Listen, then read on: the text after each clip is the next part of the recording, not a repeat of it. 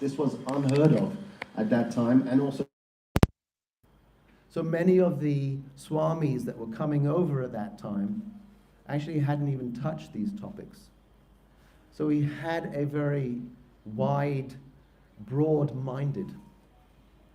And so there's three kinds of devotees. There is the Kanishta, who is narrow-minded, can only see one way. Then there is the Madhyam, who is able to be open-minded. But Srila Prabhupada was broad-minded. He was able to encompass everything and still not be bound by that. So although he was in this institution, but still he wasn't bound by the institution. And this is a sign of an acharya, that they're able and have that, as Buddhara Prabhu was saying, they have that capacity to encompass everyone. And with us, sometimes we feel it's them and us. But Srila Prabhupada, in his own unique way, through his love for Krishna, actually contributed to the whole world. So I just wanted to speak briefly on, expand really, in one sense, contribute to what Sajjan Maharaj and Buddhara Prabhu had said, how Srila Prabhupada actually practically took forward this movement. How did he do it? And specifically, if you look in the first canto, in the 7th chapter, Son of Drona Punished, in the text number 7, there you really get an idea of what Srila Prabhupada did. He, by hearing, so Narada Muni had come and he had spoken to Vyasadeva. And Vyasadeva, the question is, so what did Vyasadeva do after Narada left? So Vyasadeva, he sat down in trance and meditated. And then in text number 7, it is described how by his remembrance of Krishna, then the past, which is the traditionalist, the past. In the past we lament. In the present, who is the existentialist, in the present they are in illusion. And in the future, the utopianist, they're in fear. So that verse explains that in the past, in the present and future, there is illusion, fear, and that how by hearing the message of Krishna, then actually one is freed from all these illusions. So Srila Prabhupada, he actually freed us from the past, the present, and the future by being able to focus on our connection with Krishna. And that's what he came to give, and that's actually how he lifted up the whole world from his relationship to Krishna that he gave us. Srila Gaura Govinda Maharaj said that Prabhupada was like Buddha, that there was one devotee in Washington, he was arguing with Srila Gaura Govinda Maharaj about the fall of the jiva. And he was telling me about how the jiva has come from the spiritual world and fallen. And he had a lecture of Srila Prabhupada saying something to that effect. So then he gave it to me and he said, you play this to Srila Gaura Govinda Maharaj. So while Maharaj was taking prasad, I was sitting at his feet, I played that lecture. And at that point, Srila Gaura Govinda Maharaj said, yes, Prabhupada is like Buddha. He will say anything to bring the jiva into his fold. Meaning that he is trying, his main mission is somehow or other to connect the living entity to Krishna. And in that way, rise up above these three modes of material nature, the past, the present, and the future. So really we are extremely grateful that by Srila Prabhupada's presence in our life and in today's meditation, that we rise up above those three modes simply by remembering him and become free of this illusion. It is such a simple process. So I'm grateful to have spoken a few words of Srila Prabhupada and Maharaj's kindness upon us all to gather here today and serve Srila Prabhupada by hearing and remembering about him. Srila Prabhupada ki jai.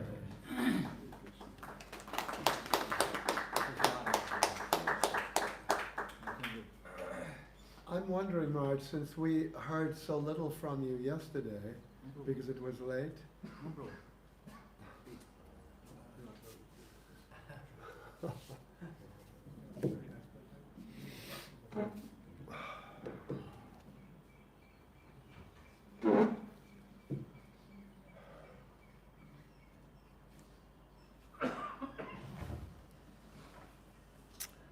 Om Ajnana Timirandasya Gyananjana Shalakaya Chakshur Unmilitam Yena Tasmai Shri Gurave Namaha.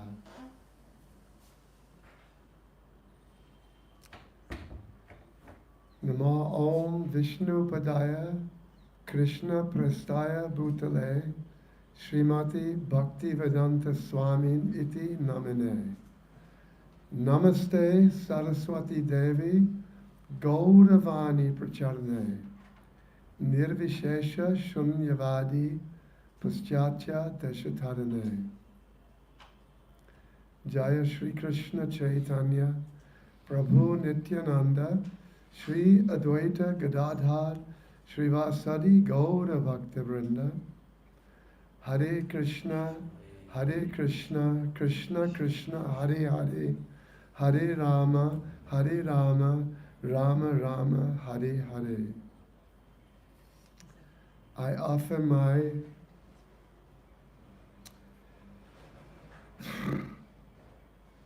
eternal gratitude and prayers to be the recipient of the mercy of Srila Prabhupada and my gurus, so that I may finally be able to serve them and please them eternally. So I offer my most humble obeisances to my original Guru, Srila Prabhupada, to my Diksha Guru, Srila Bhaktivedanta Narayan Goswami Maharaj, to my Shiksha Guru, Srila Bhaktivigyan Bharti Goswami Maharaj, to my Shiksha Guru and dear friend, Srila Bhakti Swarup Sridhar Maharaj, to all the Vaishnavas from all times and places, to all the devotees, ladies and gentlemen present, and I beg your kind, courteous mercy. So when Uddhava, who is Uddhava? Uddhava is the most intimate associate, friend of Sri Krishna. But when he went to Vrindavan, and he began to appreciate the glories of the bhakti, the love, the mood of the Brajvasis. Our Gurudev said that it was like seeing the great mountain of their love. His head tipped back, and he could not see the top, and his own turban fell off. Srila Prabhupada is he's no less. He's Brajavasi, he's Manjari. A personality like Uddhava is stupefied at the colossal mountain of Srila Prabhupada's glories. So what can a complete idiot like me say? Completely entangled, enamored by the material world. But I will try to say something.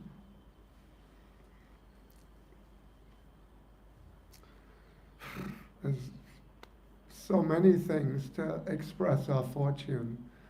Brahmanda Brahmate, Kona Bhagavan Jiva, Guru Prasade Krishna, Guru Krishna Prasade Hai, Bhakti Lata Bija. What is our condition? Since time immemorial, I know it's an easy phrase, since time immemorial. Oh, since time immemorial, what does that mean? This one universe, just one breath of Mahavishnu. The number of zeros of the number of years in it, already I can't comprehend. The number of lifetimes we've had to date in this universe, not demigod lifetimes, and even those is a lot.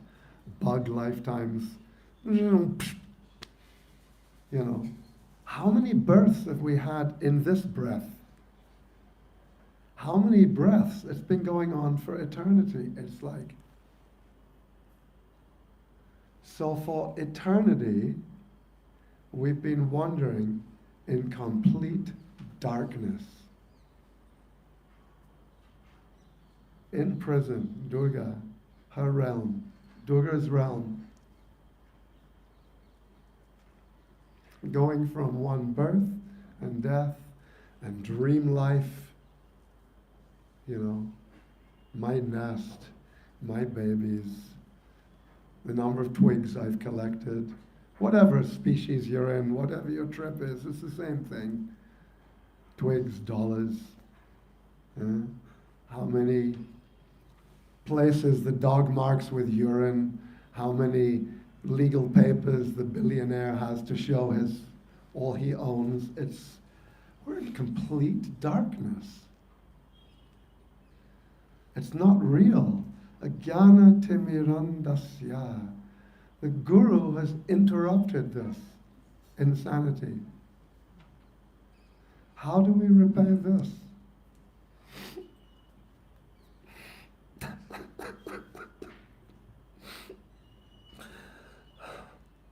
We can't even comprehend what Srila Prabhupada has given. Not possible.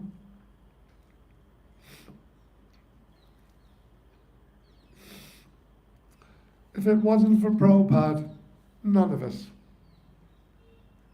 Even Maharaj, he tells of how he received Prabhupada's Bhagavad Gita.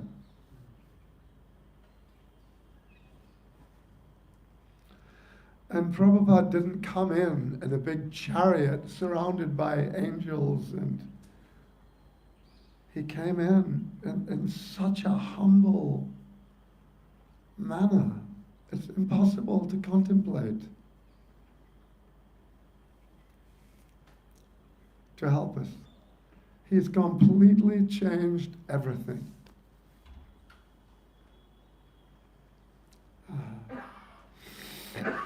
So, I'll share something of my own story, because now I refer boldly and strongly. Prabhupada was my original guru. I did not get Harinam from him. I did not get Diksha from him. Institutionally, officially, how can I say he's my guru? But Srila Maharaj told me, no, he's your guru, because he knows my story. But what kind of a guru?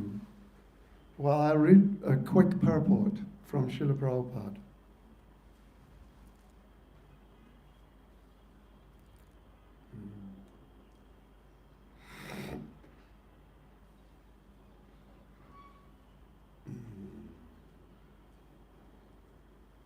From the first canto, second chapter, 32nd verse, in his purport.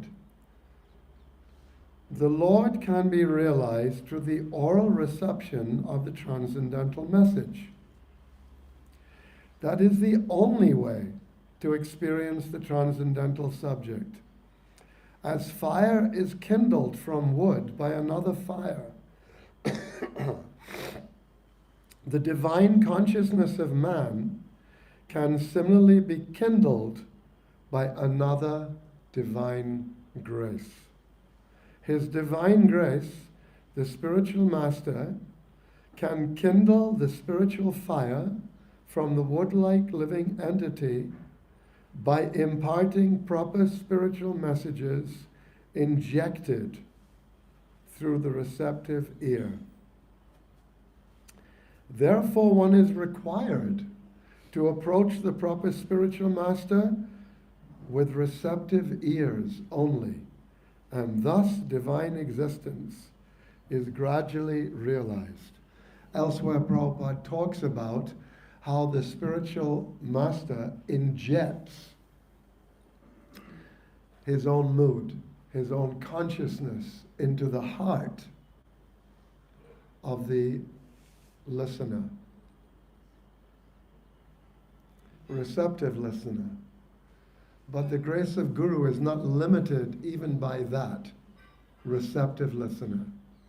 So I'm going to tell a little story in a minute, my story, to glorify something of Srila Prabhupada's autocratic compassion that's not limited by any rules, even that you have to be a receptive listener. In a moment. So, Srila Gurudev also, when I received his mercy, I said, Gurudev, I'm your disciple now, but I just met you. And for, I don't remember how many years, at that point, 35, 40 years or whatever, I've been worshipping Prabhupada. What little love I have, I've been trying to give him my gratitude. I see him as my spiritual master. Now how can I give that to you? And then Gurudev had Padmanabha Swami come and talk about, the eternal Guru, and Guru is one, this, that. So this is all wonderful, and I walked away on the morning walk, and a couple of minutes later, Gurudev stopped it. He said, where is that boy? This is a delightful thing with our gurus. We're all boys, we're all children. I was, whatever I was, 50, I don't know how old I was at that time, but I wasn't a boy. Where is that boy? We all felt like his children. Where is that boy? Yes. And I came up, and he looked at me. He said, you can do like that. That is okay.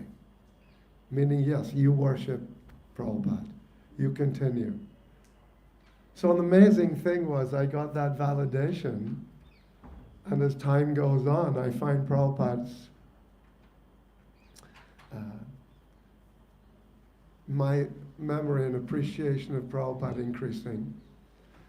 But because Gurudev was so completely detached,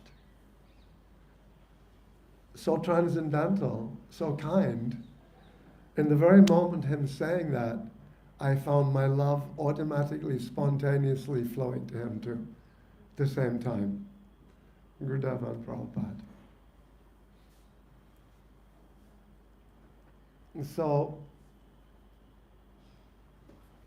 what kind of a guru? What is guru? Lava matra. In one moment, association with the Mahabhagavat, because it's transcendental. It's beyond time and space.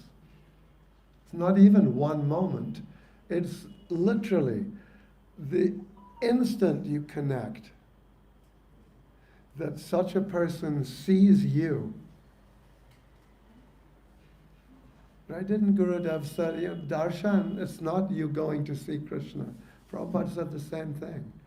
It's you're going to the temple so Krishna can see you. The moment we enter the Guru's glance, he sees us. In that moment, he's accepting us. He is validating our existence as spirit soul. Because that's what he sees. In that moment, our entire life is changed. And perfection is now in our grasp. Prabhupada said, just like in the jungle, the pygmies, their life is the elephant. So the pygmy has his blow dart gun. And as soon as he hits the elephant doesn't even know he's been hit. He's this massive creature, thick hide, this little dart. But Prabhupada said the pygmy wife, she immediately packs their belongings, pots, pans, tent, everything, and they follow the elephant because they know it may be a day, a week, a month, 3 months, the elephant's dead, finished. Once we have received the connection with Guru, our material life, it is finished. No doubt. It's a matter of a little time. Unless we commit the mad elephant offense, which totally uproots the Bhakti Lata Bij, destroys everything. Snakes and ladders, which is a Vedic game, back down to zero. As long as we don't do that, Punar Mushtika Bhava, again a mouse. Our perfection is guaranteed. We just have to stay for the ride, doing better every day to please our Guru. But his mercy is on us. Prabhupada's mercy is on us. No question. So, when I met Srila Prabhupada, it says receptive hearing. I went as the most arrogant, perverse kind of human being, a Mayavad Swami. I was a young man only, but somehow I'd become a Mayavad Swami in India, living in India. And I didn't go to hear from Prabhupada at all. I went to challenge him and to feed him and establish the beginning of my mission that my gurus had gave me. That was my mood, okay?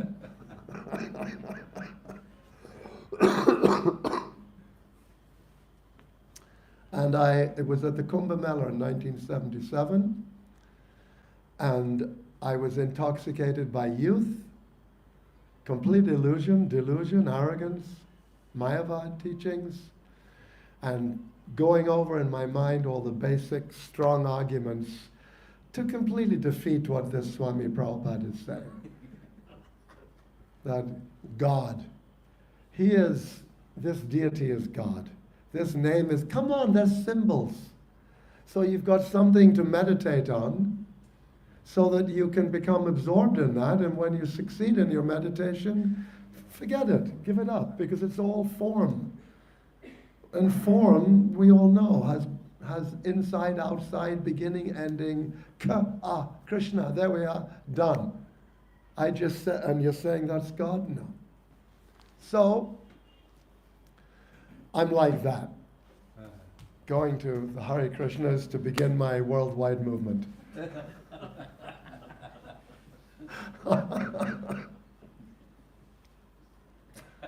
So I get into the compound. Where is your guru? Where is he? There's a big pandal, big tent. Next to it, a small tent. This is Prabhupada's tent.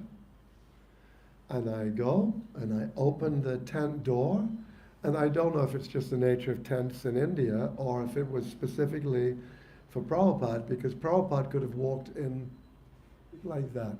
But I had to immediately duck. And that was the beginning of my fortune. Because I opened the door and I put a foot in, and immediately I had to, immediately. I just realized that, thinking about it. Immediately. And immediately, I wasn't in the material world. I wasn't in the world that I'd been in. I didn't even realize what had happened. Now I was in Prabhupada's presence. I wasn't in mine. And in a moment, I took in there is this impossibly beautiful person who's effulgent, beautiful, effulgent, golden. And just like Maharaj is telling how Krishna's ornaments, they're beautified by him, not the other way around. I'm saying Prabhupada's cloth is also effulgent. And the sheet he's sitting on is brilliant white. It's so pure, it's so clean. I've never seen a sheet like this before. And he's sitting on the bed and he's bare-armed. And there's about a dozen Indian gentlemen sitting around him. And anyway, I take that in a moment and I feel humbled. Like, how can I even be in this presence? I'm exposed. So as soon as I can, I sit in the corner. But it's a small tent. And one Indian gentleman, he says, Swamiji, what is meaning of Bhagavad Gita? And Prabhupada said something very similar to, everybody wants to know who is God. How can I approach God? How can I serve God? So God is himself coming and he is telling. And that is Bhagavad Gita. So even though this wasn't anything along the lines that I'd been thinking of, when Prabhupada said it, I went, wow, that is so clear. I can't argue with that. I'm just like, and that was the last coherent thought I had at that point. At this point, every other thought I'd had, it was only later I remembered what I'd had and then lost as soon as I came in and forgot. I've forgotten it so much, I don't realize I've forgotten it. It's just gone. And I'm just sitting there basking in Prabhupada's presence without a thought, without a word in my head. And after a little while, every Indian guest left. And it's just Prabhupada and me, not even his servant. And I'm sitting there, and I had no desire to go anywhere else. It's like, I'm home. I forgot my guru. Completely forgot. I didn't know I had a guru. Didn't know anything. All I knew was I don't want to be anywhere else. And I look at Prabhupada, and Prabhupada's looking at me. So every one of you that has been looked at by Prabhupada, or Gurudev, or Srila Bhaktivinoda Bharati Maharaj, any such personality, this is a whole nother deal. You can't look smart, clever, funny, humble. You can't look any damn way. You're just completely exposed, and you know it. And at the same time, you're safe. You're loved. You're accepted. You're seen for the first time in your life. You're where you're meant to be. You're with your Father. Your real Father. For countless lifetimes, we've been looking for him in all the wrong places. For that love. Looking for love in all the wrong places. So Prabhupada's looking at me. And then he did that gesture that everybody's seen on video, where he raises his chin and his eyebrows, but his eyes stay looking at you. And he's goes. And he says, normally, I've only ever seen on the video, huh, so, something. He says something. With me, he was reciprocating. Silence. No words. He probably said, what are you up to? Huh? What? He probably meant, what are you up to? Any questions? Of course. I knew what he was. It's like, what have you got to say? Nothing. I didn't have anything. He'd already taken it and done with it.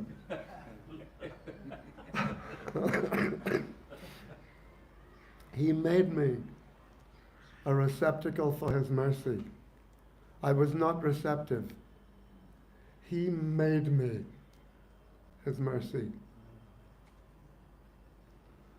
So after just a few moments of looking at him, because I couldn't handle that for long, I'm looking at his feet. And then I had my next thought, since the last one, I can't argue with that. Now I had my next thought. And it was, if I could stay at these feet for the rest of my life, I would be fulfilled.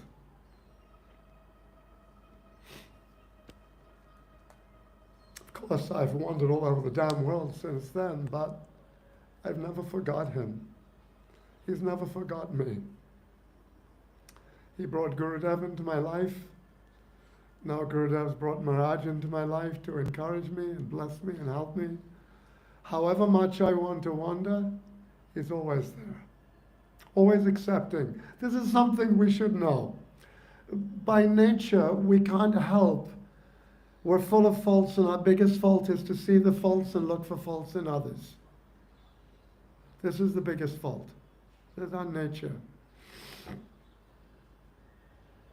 But every devotee, he's under the blessing, the guidance, the protection, the promise of Guru. We should never discount any devotee. We should never find some fault that we think defines who they are. It's just something they're doing in the moment. Just like all the terrible things that we've done and are doing. I cannot tell you what I think about during japa sometimes, all the time. But our Guru never, ever forgets or lets go or, he's too terrible. No more mercy for him. No. So Prabhupada, let me sit a little bit and then servant from there, give him some prasad. And I looked at his hand. It's like a Vaikuntha aeroplane giving you a ride. You ever see videos where Prabhupada's picking his nose? It's like,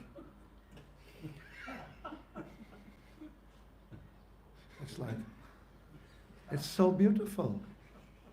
It's so transcendental. There is nothing the transcendental does that's mundane. Everything is impeccable, transcendental, beautiful, a source of incredible pleasure to us. Yes. So,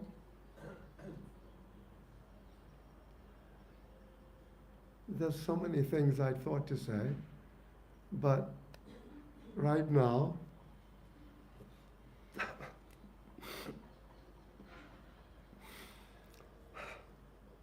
by your mercy, making me sit here and remember Prabhupada,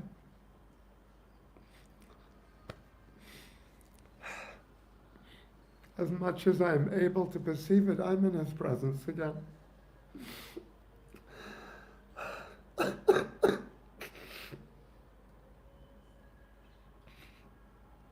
Prabhupada said, it is not possible to repay. the spiritual master, what will you give him? He's given you everything. Gurudev, yogyata vichare, kichu nahi paye, tumara karuna sara. When I actually am honest with myself and I look, I have nothing but disqualifications, faults. I'm asleep. I'm in ignorance. I don't know a damn thing. I'm a fool. Your mercy is everything I am made of. The devotee said to Prabhupada, oh, you explained that by Sukriti we come to the devotee, the pure devotee. By Sukriti. But we're all eating meat, having sex with anyone, drinking, smoking.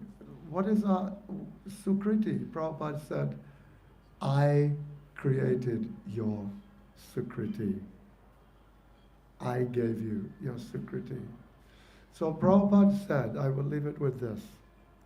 You cannot repay the spiritual master. But if you want, you can try. How? By preaching like me. The Guru comes for only one reason. Us. All of them. All of them. Every one of them. Prabhupada said, don't wait to become perfect before you preach.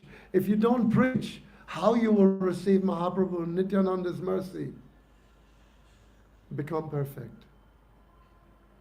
However fallen, foolish, unqualified, badly behaved I am, by Prabhupada Gurudev's mercy, I have something I can share with them.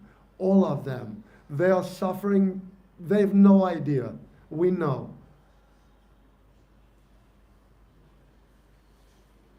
We must preach. That is our love for Srila Prabhupada.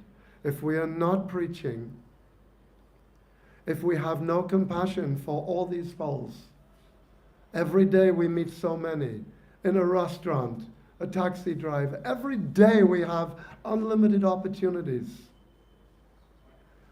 Our connection with Srila Prabhupada, I would be so arrogant to suggest,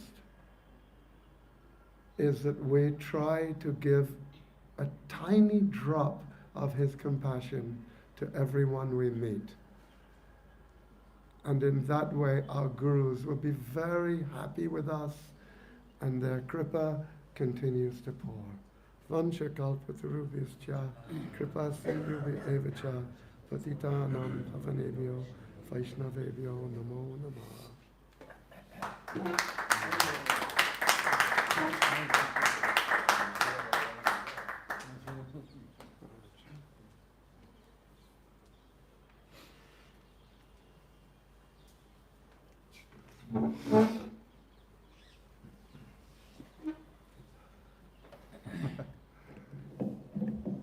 Omagyanatimirandasya Jananjana Salakaya Chakshur Unmilitam Yena Tasmai Sri Gurave Namaha Mukam Karoti Vachalam Pangum Langayate Girim Yat Kripatamaham Bande Sri Guru Dinatagine Gurave Gaura Chandraya Radhikaya Tadalaye Krishnaya Krishna Bhaktaya Tada Bhaktaya Namo Namaha.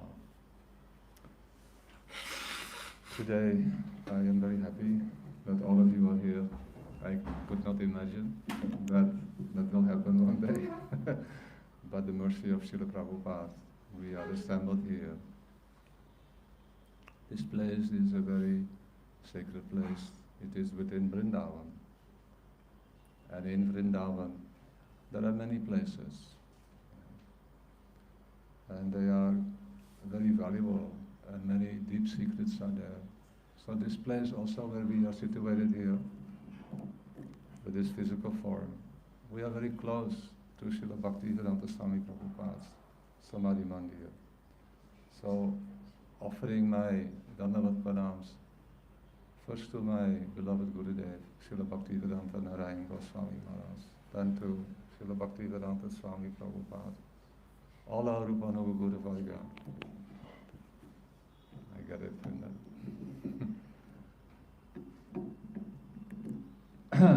I will say something, share something. All the devotees who are present, please accept my humble Dandavat Pranams, especially Pujapat Bhakti Swarup Sridhar Maharaj. I think Pujapat Bhaktivedanta Tapasvi Maharaj, especially Sripad Budar Prabhu. All of you are capable of giving mercy, so please bestow your mercy on this wretched person by coming again and again and sharing the glories of the pure devotees. Srila Bhaktivedanta Swami Prabhupada, I don't know what are his glories. Sometimes I thought I know what are his glories. I only know that he started a movement that is called the Hari-Krishna movement, which always moves. Movement means moving. It goes everywhere. And he made it very clear after needing a legal institution, what kind of name he would give it, International Society for, then he was thinking, God consciousness or Krishna consciousness. Srila Prabhupada writes in Chaitanya Charitamrita that Krishna consciousness, what does it mean? He referred to his own experience. He said, when I read in Padyavali of Srila Rupa Goswami Pad, this beautiful glorification of pure love of God, then I decided this should be the internal meaning. Externally, they are just words. International Society for Krishna Consciousness. But Krishna Consciousness really means, and Prabhupada highlighted there, this is what I understand to be Krishna Consciousness. Krishna Bhakti Rasa Bhavitamati Kriyatam Yati Kutopi Labhyate. Pujapad Bhaktivedanta Sajjan Maharaj, I thought you were gone. Please give your mercy. Yeah. And Krishna Bhakti Rasa Bhavitamati Kriyatam Yati Kutopi Labhyate Chatra Lolyam Api Mulyam Ekalam Janma Koti Sukriti Nalabhyate. Who does not know this verse is not very knowledgeable in Krishna Bhakti or Krishna consciousness. I am only repeating what my Gurudev said. This is essential. To know this is the definition of Krishna consciousness. What is the meaning? Anyone you come across who is engaged 24 hours a day in relishing Krishna Bhakti Rasa, at once, without delay, he should try to purchase that commodity that he is relishing. Isn't it? When you meet a person who is beautiful, like Nrsimha Prabhu was just describing his encounter with Srila Prabhupada, and he at once realized, I don't want to go anywhere else. I want to stay always. Why? Because what he has, it's so addictive. I don't want to give it up under any circumstance. So how to obtain that? Tatra lolyam, api mulyam, ekalam. Only one price, ekalam. Only one, no other price. By intense greed. Everything runs on greed. Yeah, isn't it? Our whole life. runs on eagerness to obtain something. What we obtain, we wish to obtain is happiness. And we think by alleviating my sorrows, my miseries, I will be happy. Give up all the bad things, solve all the bad things, and then you know. By going there where there is happiness, then you will get that happiness. And there is no more supreme happiness than to relish Krishna consciousness. Srila Prabhupada would tell this. If anyone has a better process, I am the first one to go there. So this verse, whatever anyone understands about Krishna consciousness, this is the definition that Srila Bhaktivedanta Swami Prabhupada is relating to why there were many organizations and many preachers who give the good news about your relationship with God. But in course of time, all became contaminated with worldly considerations. In Christianity, we see that very vividly. Why is that? Because most, if not almost, every living entity in this material creation is conditioned, is neophyte, cannot understand that this world is only one aspect of God. So in Bhagavad Gita, we have just heard Krishna explains this is only a small part. What is the other 75%?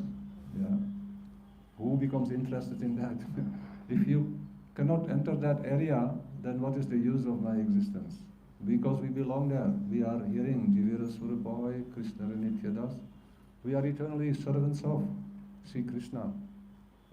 So I thought I knew something about Krishna consciousness, but really only when we meet that personality, then Krishna consciousness becomes a completely different experience. So after meeting my beloved Gurudev, Srila Bhaktivedanta Goswami Maharaj, I understood the glories of Prabhupada, his real glories. They are not in this world. They are in the transcendental world.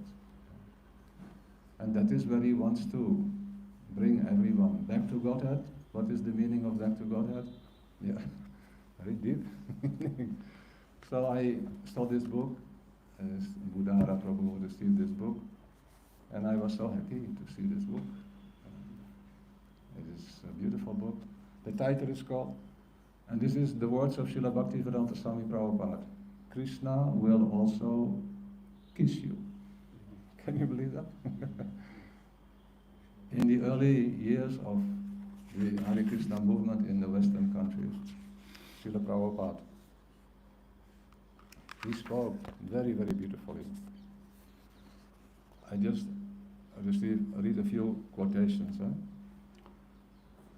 The aim, he's writing here, in 1968, when was ISKCON established? 1965. Now 66, maybe 67. 66.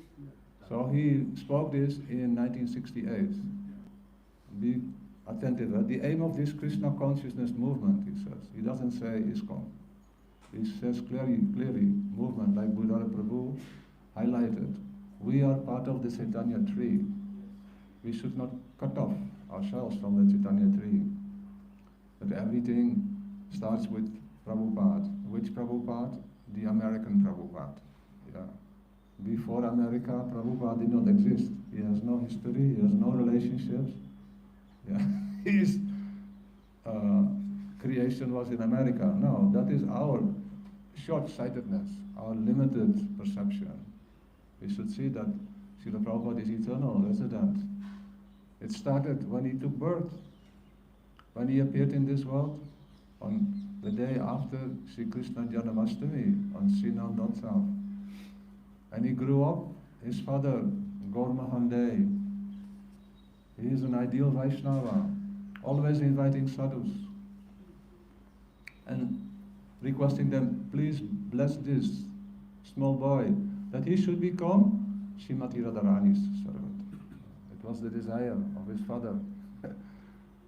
We can see this is no coincidence, like Buddha again, he presented, astrology is not some kind of imaginative concept that is invented. It is a tradition that is very, very ideal to determine and to see how we can discover what is favorable for us in life. But the real astrologer, as Buddha Prabhu also shares in my personal experience with visiting Buddha Prabhu for the first time in Bath with our beloved Gurudev. And Gurudev told Buddha Prabhu, I heard you are astrologer. Then Buddha said, no, Gurudev, I am not astrologer. No, I heard, that you are very learned Vedic astrologer. Then Buddha, no, Gurudev, you are astrologer, which is the real understanding, the transcendental saintly personality. They are real astrologers. Why? Because they know what is our present position and what is our future position and what is our past position. They know we don't belong in this world, we should go back to Godhead. Yeah. Anyhow, it is very interesting to see and to get confirmation from the constellations that yes, I am in a very good, fortunate position in this human form of life, and all scriptures are confirming this. For this reason you have come and taken birth in the human form of life, to obtain Krishna Bhakti Rasa. So Srila Prabhupada telling, the aim of this Krishna consciousness movement is, Krishna consciousness movement, he doesn't say ISKCON. It is to enable us to approach Radha, Sisi Radha and Krishna and associate with the Supreme Lord in his sublime pleasure dance. So that is very clear. Now the next one, he says, he's telling it to the devotees, this is also in 1968, also in Montreal. Wow, these devotees in Canada, they are really, really fortunate. In Montreal, in June 1968. He said, you will dance with Krishna. You will eat with Krishna. Talk with Krishna. You will enjoy with Krishna. Krishna will kiss you also. Then all the devotees, they become very happy. Because all we want is some acceptance, someone who says, I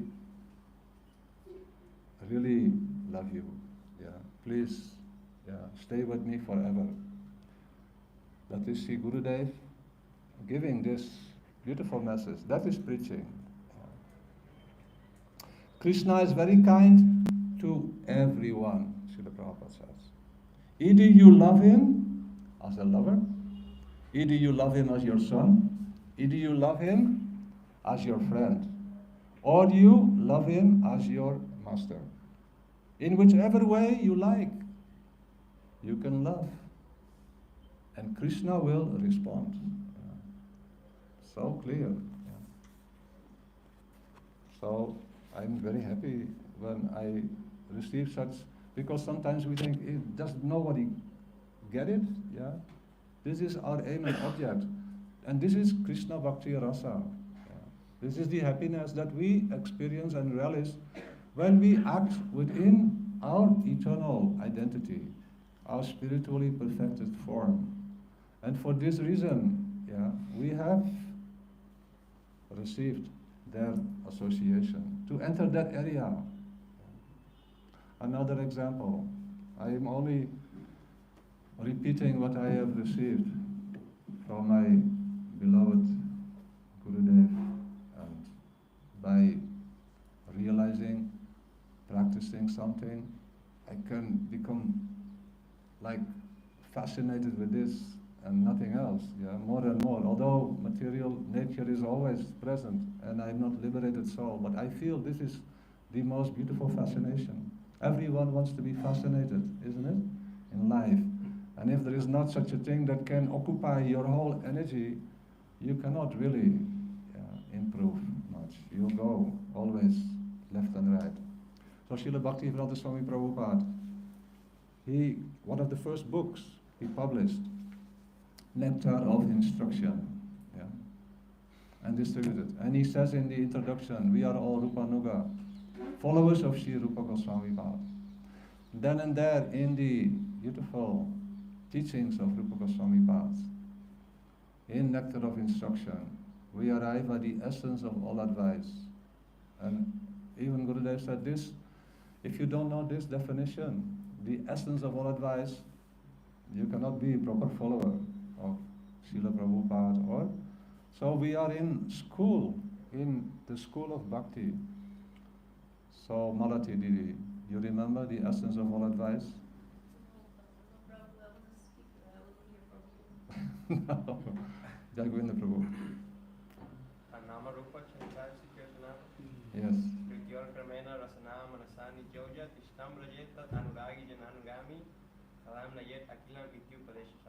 Very good. Explanation?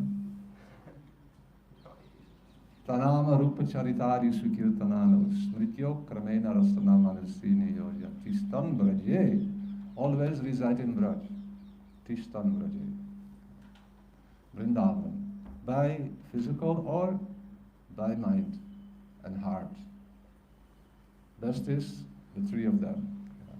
If you cannot do physically, then by mind. If you cannot do by mind, then you should approach and stay with those who are always residents of Vrindavan.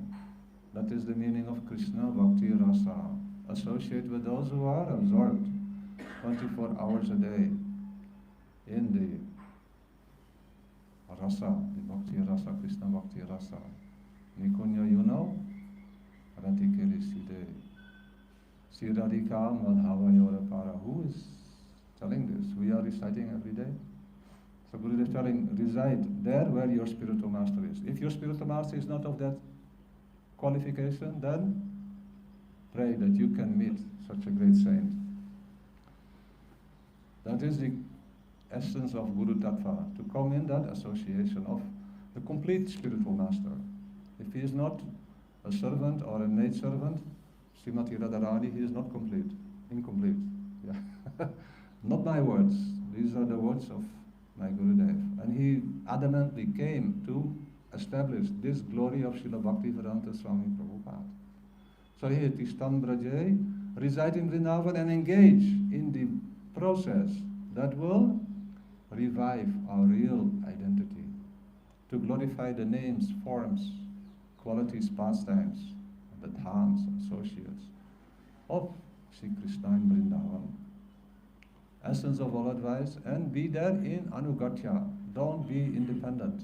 When we are in Vrindavan, if we are not in the association of a great saint, we cannot improve very much. Rather, we will become disturbed by the circumstances, and we will not be able to stay very long. Now, in the commentary, this is very famous on the first visit to America with our beloved Gurudev in 1996. That was the centennial year of Srila Bhaktivedanta Swami Prabhupada. Everywhere in the whole ISKCON institution, the whole world, the whole Hare Krishna movement was happy to celebrate the centennial. For 5 years, we had a committee. I was part of the committee also, to make this the greatest event ever in the history of the Hare Krishna movement. Yeah. Everywhere, and we had different departments. And one department was to have a party, a Sankirtan party, with very enthusiastic devotees who would go everywhere in the world to re-inspire and make everyone enthusiastic in Krishna Bhakti Rasa Bhavitamati, Krishna consciousness. Yeah? And I was very happy to be part, because this is the greatest thing, that if the devotees I was observing, if they don't get the association of someone like Prabhupada, how can they be enthusiastic? Not possible. Yeah. We cannot improve unless there is a higher more advanced association. So then, in that year, 1996, we started traveling with our beloved Gurudev in a small party, yeah. And we traveled everywhere, and the whole Hare-Krishna movement was alive. They all became very inspired or concerned, what's going on, what is this happening? And if they knew, and if they would have communicated properly, they would become overjoyed. But no good communication, only hearsay. Oh, he is going to take Prabhupada's disciples. Yeah.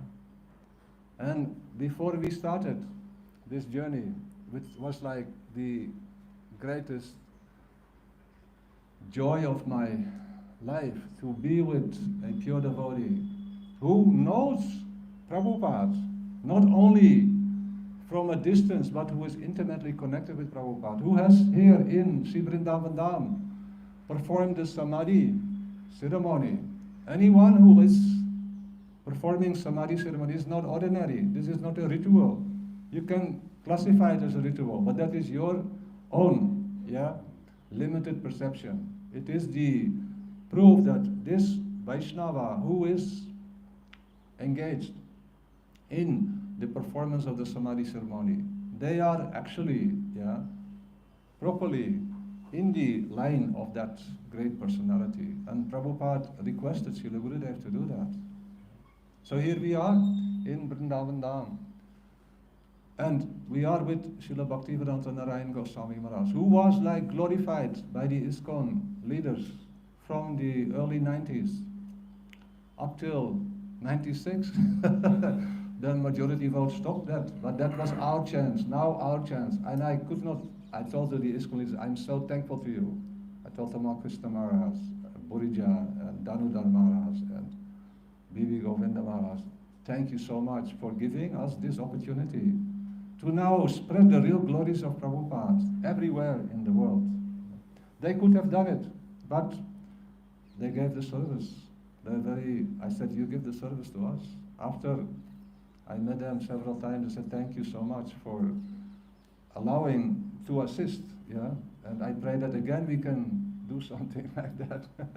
Because this is the greatest happiness, that we feel that I have an area, but I can contribute something. So we started from Mathura, a long story, make it short because Budara Prabhu referred to that. We were starting in Mathura on the 4th of May, 1996, to go to the airport in Delhi and travel and arrive the next morning in Holy Land. It was called Holland, but Gurudev said it is actually Holy Land, because Prabhupada placed his lotus feet here. Srila Gaur Govinda Maharaj placed his lotus feet here. So we start from Mathura, and I was kind of brought up in the institution of Prabhupada, so always shaking, not knowing how to be natural in relationship with great personalities. But I was overjoyed inside. What's going to happen? I don't know what's going to happen, but I don't want to miss even one moment of this. Before already, so many Maras. In relationship to Nityananda's query when he met Gurudev, after having so much deep love and affection for Srila Prabhupada, could you explain what Srila Gurudev told you about that same query you had? Yes. Maharaj is remind me. It's not Nitya, Nrsinga Prabhu. I mean Nrsinga. Yeah, Nrsinga. Okay, yeah. I will try to share that also. Both Vrinda and myself, we were like battered, in the 80s in the ISKCON institution. We all remember those who were around. We joined in 79, and we went through, literally, I started to doubt myself, like I had doubts in my previous young years, that am I mad, or is everybody else mad? Yeah. I really started to doubt myself again. Then I had to kind of take some distance and open up for input, so that I can clear my consciousness. So in those years we only had one refuge, which was, I think, the whole purpose of that period, that turmoil, Prabhupada's lotus feet. And although we never met physically Prabhupada, but through hearing his glories, watching his videos, and being in a situation wherein we could render some service as per his program, we felt a connection and we were very emotional at times, of these days especially. So when arriving at the lotus feet of Srila Gurudev, which was like, I did not decide that. Yeah. In my heart, I had made a conviction, I will wait for Prabhupada, because that was the good news that they had for us. Either you settle with us, or Prabhupada is not going to come again. Well, I said, I will wait for Prabhupada, next life or any life, because how can you, isn't it, if you're knowledgeable, choose for something that is less valuable, isn't it? And they are really accessible. So then Gurudev came in our life by Prabhupada's mercy. One devotee, you may not know him, but he was my previous initiating guru in ISKCON, Bhagavan Prabhu, who helped us so much, but he couldn't continue his services. He mentioned sometime in 2011, perhaps in Berger, in the festival, we asked him to glorify Prabhupada. And then he was very emotional.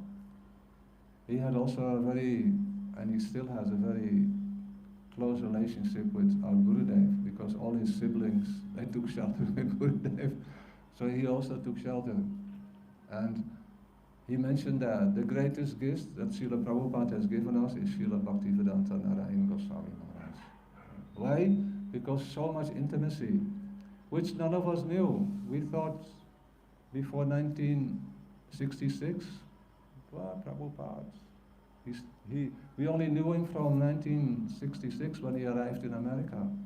So making a request of Pujapad Sajjana Maharaj, who failed here, arriving at the lotus feet of Gurudev, and irresistible as Nrsimha Prabhu, and I felt like, wow, this is not a golden opportunity, this is a opportunity beyond this world. I will not leave this sadhu, I will stay as much as possible with this great sadhu, but I have something which I need to clear.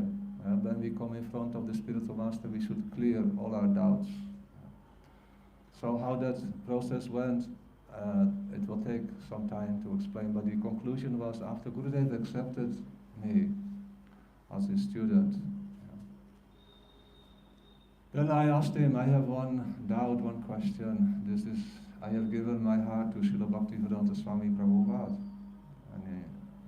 And now you have come in my life, and I want to give my heart completely to you, but I've already given it completely to someone else. How is that going to work? He started laughing. He said, any person who has a materialistic approach, he thinks he can only give something in completeness to one person. But when you are entering and your heart becomes spiritualized, that it becomes transcendental, then you can give your heart to a great saintly person completely, and then you will find after some time you meet another great saintly personality, and you can give your heart completely to that person also. But what you will see, your heart becomes bigger. Yeah. And he told me, you will meet so many great personalities, and they will all be within your heart. Your heart will become like Vrindavan. In Vrindavan there is no limit. No. When our heart is material, you can only accommodate your material conception of what it means to give your heart. But when the heart becomes spiritualized, we will see that it's not going to stop. It's not going to end, where we are now. This is just the beginning. We are just entering. And these all personalities, they will have a very special relationship with us, which is personal. We know all who helped us the most. But some persons are very special because they saved our life. What to speak? They are, without them we could not have imagined. They are sent by Krishna. So like this, Pujya Swami Maharaj reminds me to share my experience, which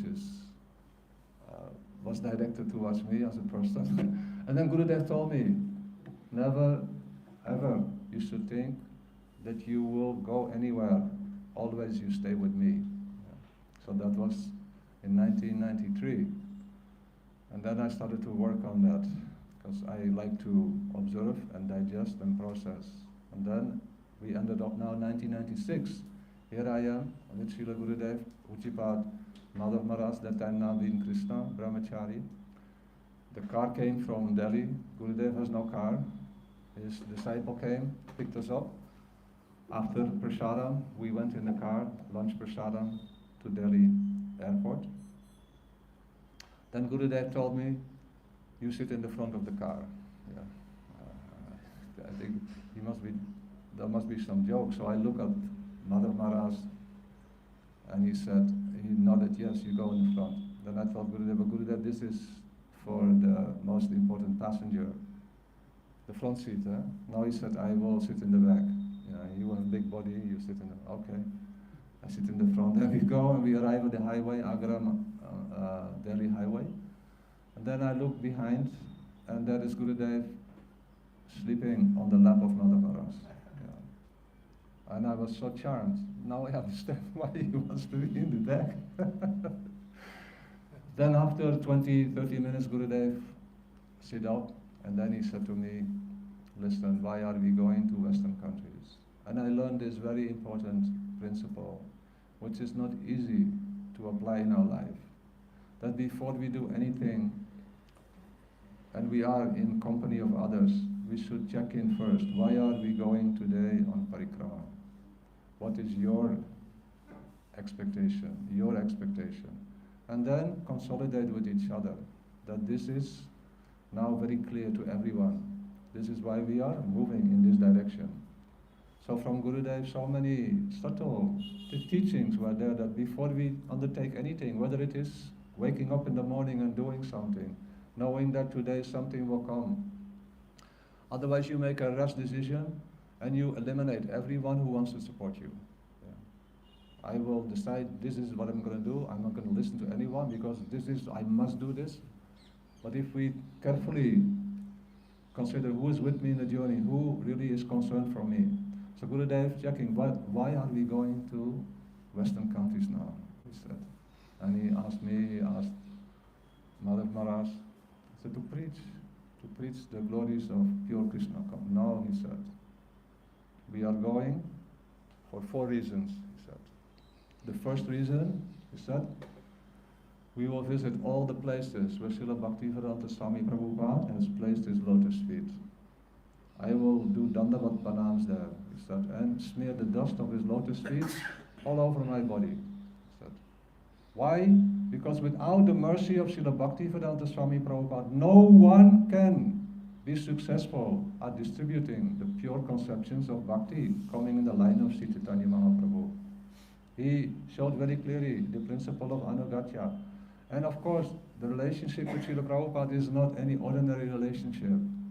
They have a transcendental relationship. And he mentioned many times, Gurudev, his relationship with Srila Prabhupada. That from beginning 1946, he said, I am the first disciple, he said.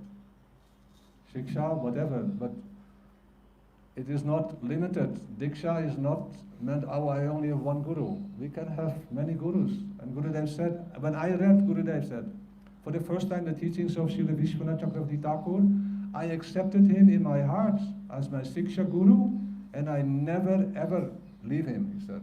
He is my most prominent inspiration in what I am teaching. And the teachings of Srila Vishwanath Chakravarti Thakur are revolutionary.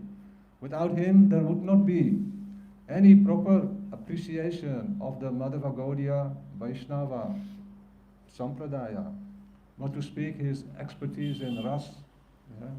Yeah? So these teachings are essential. So now, first one.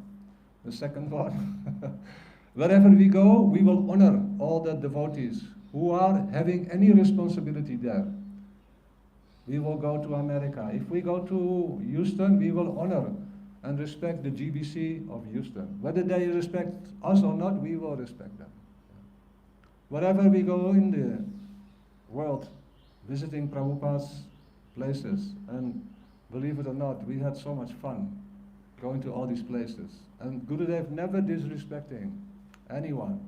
They may have become paranoid or running away, but Gurudev always respect and glorify. Why? Because he has so much faith in the constitution of the Hare Krishna movement under the banner of ISKCON. This is the ideal, he said, conception. As we mentioned yesterday, there should be a governing body. There should be those who can nourish the devotees, but not by administration, by love and affection. They should become first Krishna conscious. Although I like this principle, preach, preach, preach, but Prabhupada was also very careful to remind the devotees, these books are not for distribution. They are for you to read. Yeah? In the beginning also, Srila Prabhupada was very strong. In 1972, Buddhara Prabhu, when did you join? Then Prabhupada said, now stop canvassing for new. We have 400 devotees, including Buddhara Prabhu. Now we should train them to become Brahmanas, to become ideal Vaishnavas. Then we can preach. Anyone who has no qualification, who has no relishment, no experience, what they can preach? Yeah. Our Gurudev told me this. The first teaching he gave me, after hearing what I was doing in my ignorance, I was telling him, Namata, book distribution, cooking courses, yeah, and prasad distribution, helping with the management in the society.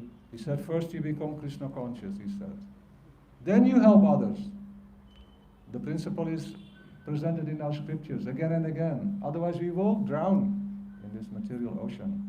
So the second reason, respect all the devotees, wherever we go. The third reason, whoever has become weak in Krishna consciousness, especially the devotees who are initiated by Srila Prabhupada, I want to embrace them. I want their friendship. And I want to help them, give some nourishment to their, whatever is growing, the creeper in their heart.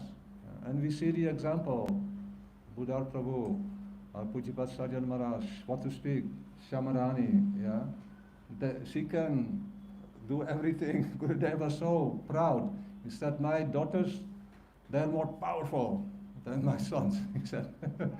So he was very happy how they are alive. And how did they become alive? Because they connected with the essence of Srila Prabhupada's teachings, where we come now to on our first mission. Then I will conclude my presentation. But the 14, there were 4 things Gurudev said. So now encourage everyone. Now he said the 14, why we are going, he said. This was like a mission statement. And every one of us can apply that mission statement in their life. And if we do, we will be successful. We will be happy. Guaranteed. So Gurudev said the 4th thing what we will do, we will laugh a lot, he says. Why? Because Srila Swami Maharaj, he loved to laugh. Isn't it? There is one new phrase in the dictionary that is called oceanic smile. It was not there before Prabhupada. Now it is oceanic smile. One lady in Butler, maybe where Prabhupada stayed, she was not a devotee, but Prabhupada was staying there. Sally Agarwal. Even there was meat in the fridge. Yeah? And we would, if we go in anyone's home and there is meat in the fridge, we will say, wow, these are demons. We have to leave this property. But Prabhupada, no. He saw Krishna has arranged. I'm here to give. And what did he give? He started to play with the small grandchildren, cuddle them, and joke with them. And this lady became so amazed, because if I love and I show some affection for Raghunath, who becomes more happy? Jai Govinda, isn't it? I cannot lift up Jai Govinda, but I can lift up Raghunath. So Prabhupada lifting up the small little child, and laughing, and she said his smile was oceanic. Yeah. So we want to laugh a lot, Gurudev said. Because if you don't have the capacity to laugh, then how you can be relishing Krishna consciousness. And it will come if we apply this principle. Respect the devotees properly.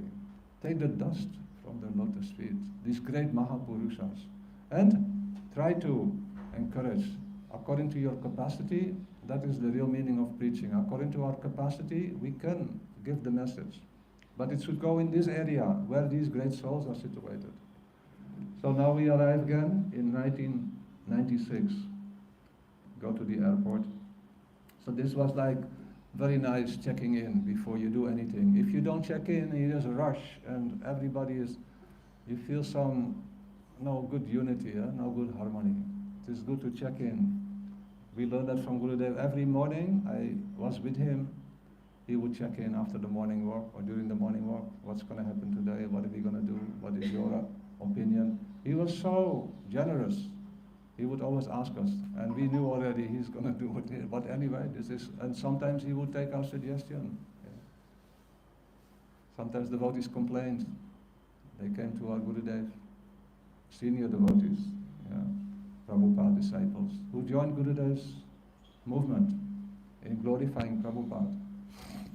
And they would tell Gurudev, we want to speak with you privately. Gurudev said, I'm here, private. Yeah. No, we want personally. Gurudev said, I am here as a person. No, but Madhav Maharaj is here. Madhav Maharaj is always with me. Yeah. I tell him everything anyway. Yeah. No, we prefer he is not in the room. Okay, Madhav Maharaj, I will ask him to go. So Madhav Maharaj left the room. Then they said, Gurudev, we have one deep concern. We said, I understand. You want to share something very serious with me. Gurudev told us afterwards. Gurudev, we think that you are controlled by Madhav Maharaj and Brajanath. Because always we are checking in. This is important. We need to check in with each other. So here it comes out now. Yeah. So Gurudev said, you are concerned that I am controlled by Madhav Maharaj and Brajanath. Yeah. He said, I am controlled by no one, he said, only by my spiritual master. He said, but he said, if you serve like Madhav Maharaj and Brajanath, you can also control me. Yeah, in some areas. Yeah. But when I sit on the Vyasa, he said, no one, only I am directly connected with the transcendental reality. So this is just a teaching, a lesson. And I know Prabhupada wanted this, Srila Bhaktisiddhanta Saraswati Prabhupada wanted this, that we learn to share and connect and communicate with the rank and file, the devotees who have given their life, who want to obtain Krishna Bhakti Rasa. Now, 4 principles, we go to the airport the next day, we arrive in Holland, Holy Land, 5th of May 1996. That is the day of liberation in Prabhupada's centennial festival. Small party arriving in Holy Land, Amsterdam. In Holland we were celebrating Liberation Day after the Second World War. That was the day that everyone felt we have no longer the enemy we are liberated. So there was a great festival. Cinco de Mayo. Yes, Cinco de Mayo. And Gurudev was seeing in the airport, there were at least 30 devotees with Mridanga and Kartel who had never met Gurudev. And he was so happy, started crying. And then he started to glorify Prabhupada. Every lecture, glorifying Prabhupada. Arriving after some beautiful visits to Bath and England, we arrived in America and we made our journey. And we arrived near New York at the preaching center of Damodarastakam. I forget the name of that area, but we were invited. He was the only one who invited Gurudev to speak, and Gurudev started speaking on Nectar of Instruction. We arrived at this essence of all advice, Tanama Rupa Charitari Sukirtanara. Now Gurudev says, read the commentary. So reading the commentary, it says, Srila Prabhupada says, the real meaning of staying in Vrindavan is explained by Srila Rupa Goswami Pad in his Nectar of Devotion. There he explains the process of pure Krishna consciousness. And he quoted the definition of Raga Anuga Bhakti. There he said in the commentary, Prabhupada wrote, you know that verse, the definition. Seva sadaka rupena, siddha rupena, chatrahi, tadbhava lipsuna, karya braja loka anusarata. There, written by Prabhupada in the commentary. Seva sadaka rupena. With this body, it is the sadak form, sadak sharir.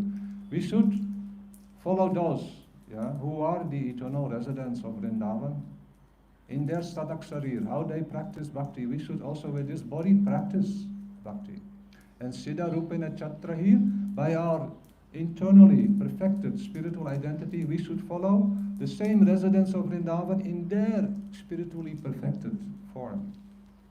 That is bhajan, that is Krishna consciousness. And after reading this, residing in Braj, practicing this process, both externally as well as internally, always reside in Braja, following the ideal example of those who are the eternal residents of Braja, like Rupa Goswami Pal. This is Rupa Anuga. This is bhakti, pure Krishna consciousness, Krishna bhakti rasa. We will be able to enter that realm. And Prabhupada explains it also in one of the quotes here, that we are meant to taste and relish bhakti rasa. This is bhakti rasa. When the internally conceived spiritual identity starts to become fascinated how they are serving in transcendental Vrindavan, how much they are relishing the seva, the sukh of seva, the desire to please Radha and Krishna. So then, little after that, Srila Prabhupada writes, this instruction of Srila Rupa Goswami Pad should be applied just now when we begin our practice of Krishna consciousness in the conditioned state, even he says. Not later. It should be applied just now. And then, when that was in the stage of Bada, conditioning. So the devotee who was reading that was Damodarastakam Swami. Gurudev asked him, can you read Prabhupada? Because I don't teach anything different from Prabhupada. And this is the real glorification of Prabhupada. Don't change anything, what he's teaching. So he wrote that again, he again read that. And then Gurudev said, now one more time. 3 times. This means this is now solid evidence. What is the proper process of Krishna consciousness? So we are so lucky to receive the help of these great Mahapurushas. And then meeting our Pujyapat Bhakti Swarup Sridhar Maharaj, I was so happy. For 3 years I traveled with him and I observed, he knows our Gurudev better than anyone that I have experienced so far, even his direct followers. Because Maharaji has this special, and Buddhara can attest that, quality in his constellation, that he is able to connect with the heart, the intrinsic nature of great saintly personalities. And especially Srila Prabhupada, our beloved Gurudev, his own Gurudev, they are the wealth. Bhakti Jivanjanaran Maharaj, what to speak, Srila Vishwanath Chakravarti Thakur. When we were, how much fun we had, you remember? Maharaj and myself, we were always, and then the devotees who were kind of trying to stop us, you remember? They said, don't travel with Brajanath. And they told me, why are you traveling with him? I said, I become inspired, I become happy. They said, you are even more happy than you were with Gurudev? They asked me, they told me. I said, is that wrong? Isn't our process to become more happy? Isn't it? If you don't relish more, then why you practice Krishna consciousness? Isn't it? There should be an increasing, always developing beautiful curve. Otherwise, Krishna consciousness is some loophole is there, something wrong is there. So I conclude my few words. I'm so happy that we are here today. Even if Maharaj is alone here, I am happy, but I'm happy that all of us are here. Because the more today Abhimanyu has come, I'm very happy. I heard his father is a great devotee and he preaches and teaches. But I think his son is even more fortunate than the father. He has received the shelter of Srila Bhakti Vallabh Tirtha Maharaj. Just now he came from our Pujapat Aniruddha Prabhu, who is also, they are giving blessings. If we have not the blessing, this means rolling in the dust of the great Vaishnavas. So Abhimanyu Prabhu, very lucky to have your association today. Thank you for blessing me to be able to come here. Your whole dynasty is now fortunate.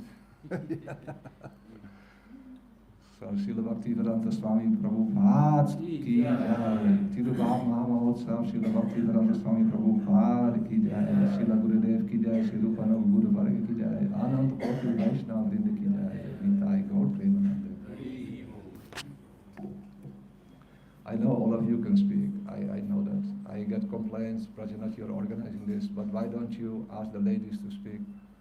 Chintamani, she is such a good speaker. Everyone is telling, yeah. Then give one, at least one. At least one of you should come and speak. Yeah. I'm not qualified really. Oh, that is your qualification. Chintamani. Who says that? That means they will speak something very nice. Come. You speak 2 minutes. 2 minutes. You are coming. See, every day she's coming. Mangal Arti, she's always present. She's a real serious practitioner. And when anyone is practicing, they have power. Yeah. Come. Sit down. I know all of you, Deva Prasta, everyone, Radharaman Prabhu is here. All are great Vaishnavas. Better they speak. No, we want at least. Yes, come.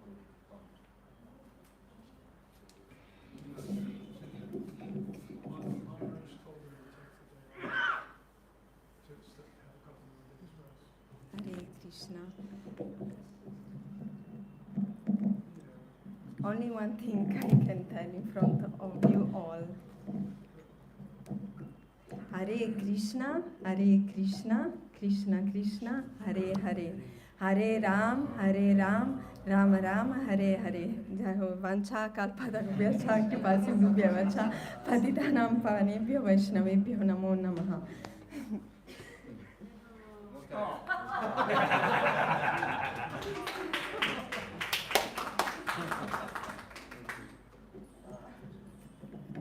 She's confirming it. This is the.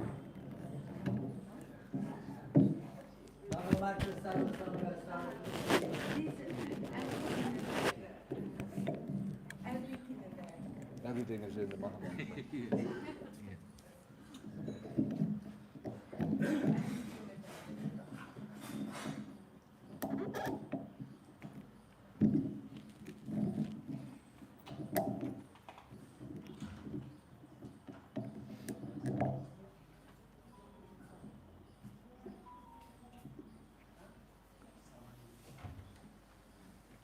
So we were very fortunate to listen about the glories of Prabhupada till now from different Maharajas and Vaishnavas ended by our beloved Brajanath Prabhu.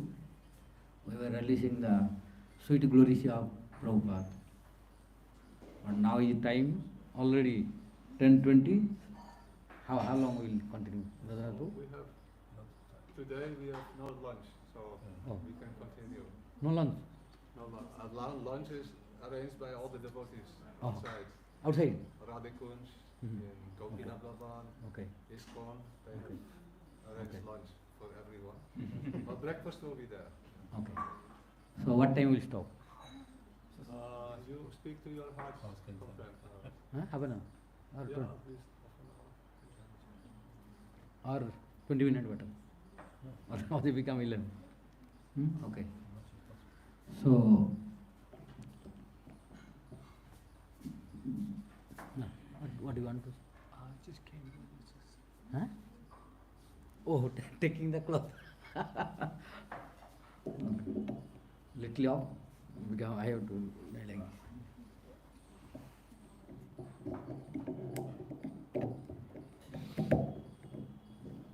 Like this. The glories of which great personality we are going to discuss and listen.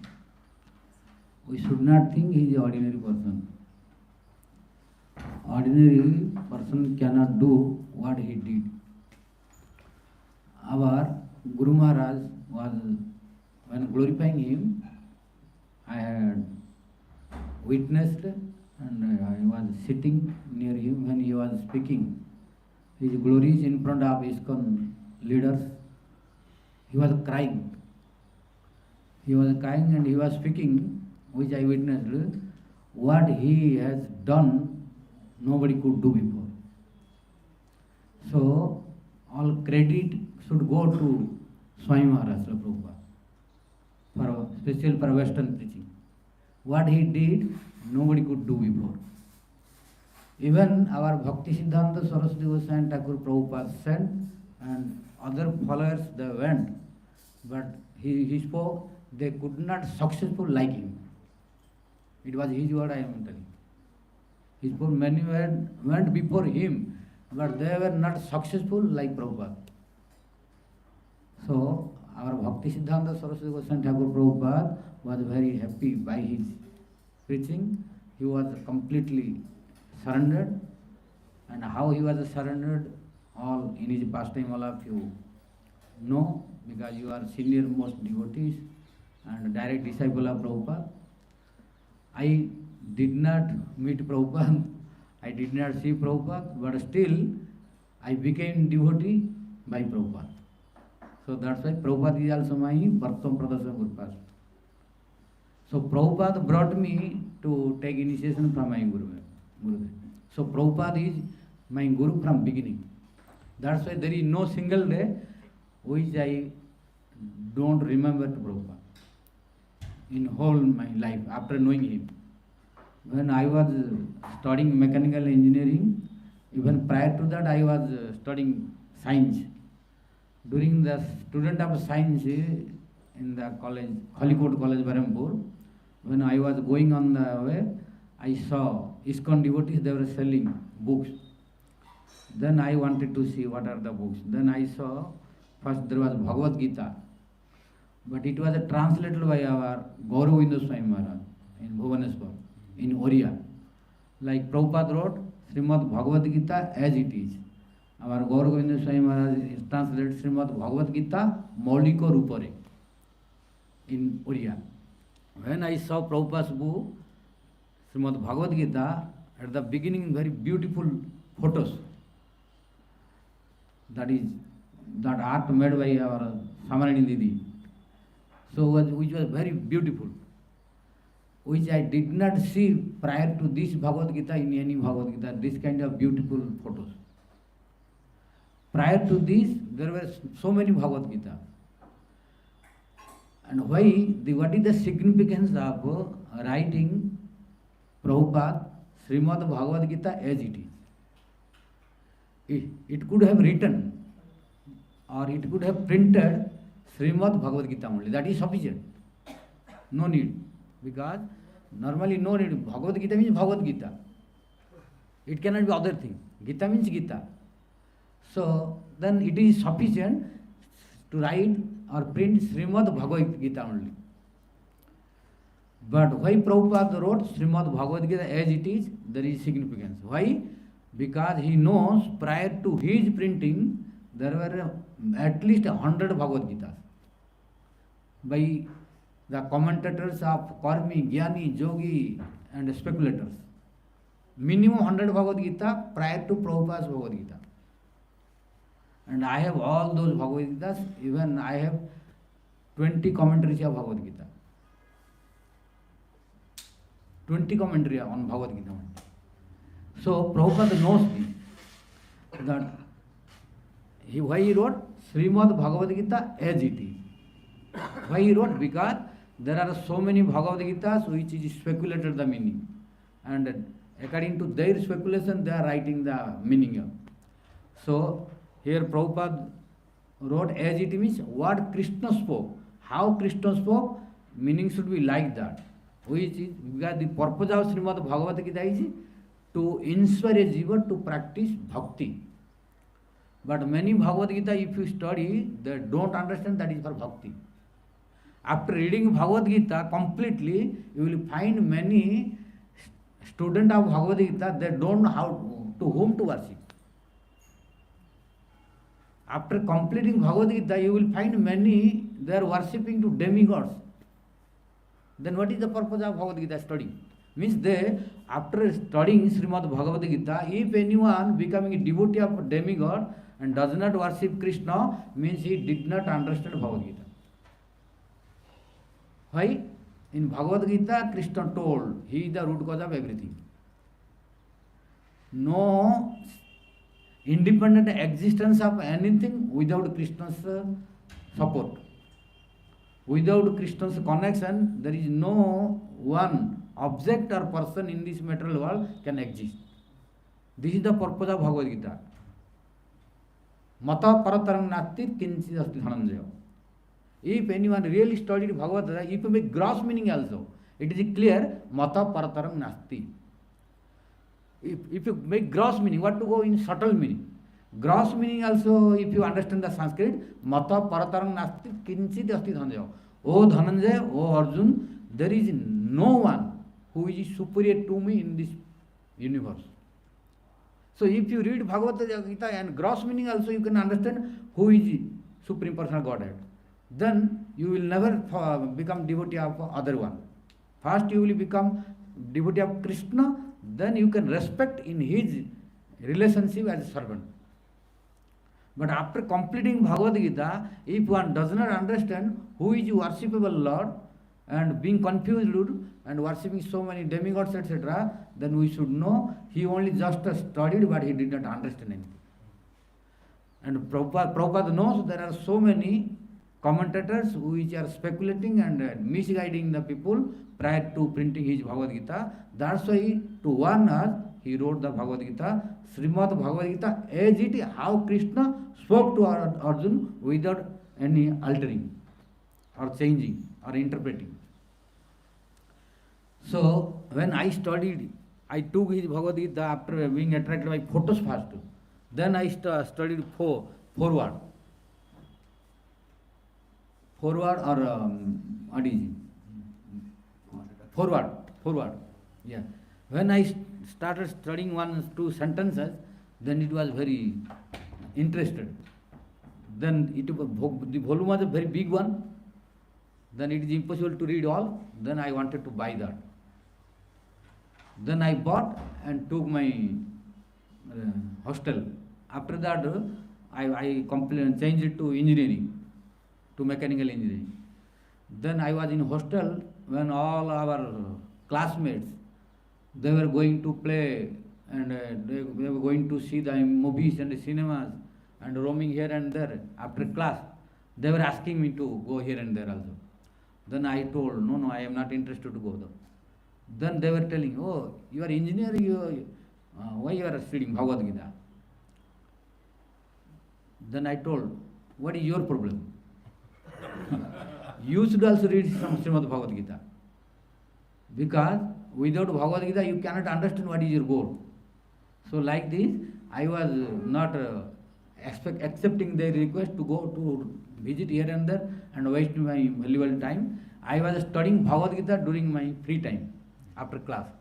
So like this, when I studied Bhagavad Gita completely, then I came to know every year Prabhupada was speaking, what is the goal of a human form of life? The goal of a human form of life is only to practice Krishna consciousness 24 hours a day. And in many places he spoke, what is the business of human form of life? The only business of human form of life is to practice Krishna consciousness 24 hours a day. When I completed during my study this Bhagavad Gita, then I was thinking always, it was always echoing in my core of heart, oh, what Prabhupada told, what is our goal? What is the goal of human form of life? And what I am doing? So since then, I was thinking I am not doing right now. Because the human form of life is meant only to practice Krishna consciousness. But I am not practicing, I am studying. And I have desire to do job, to become engineer, to get money, to enjoy this material world. But what Prabhupada telling, this is not our goal. Our goal is not to become engineer. Our goal is not to become a materialist, to enjoy this material world. Our goal is to become the servant of Krishna, to serve him. So I am not doing right. So it was not giving me pleasure to study more. But at the same time, I wanted to complete. Why? If, I was thinking to discontinue study.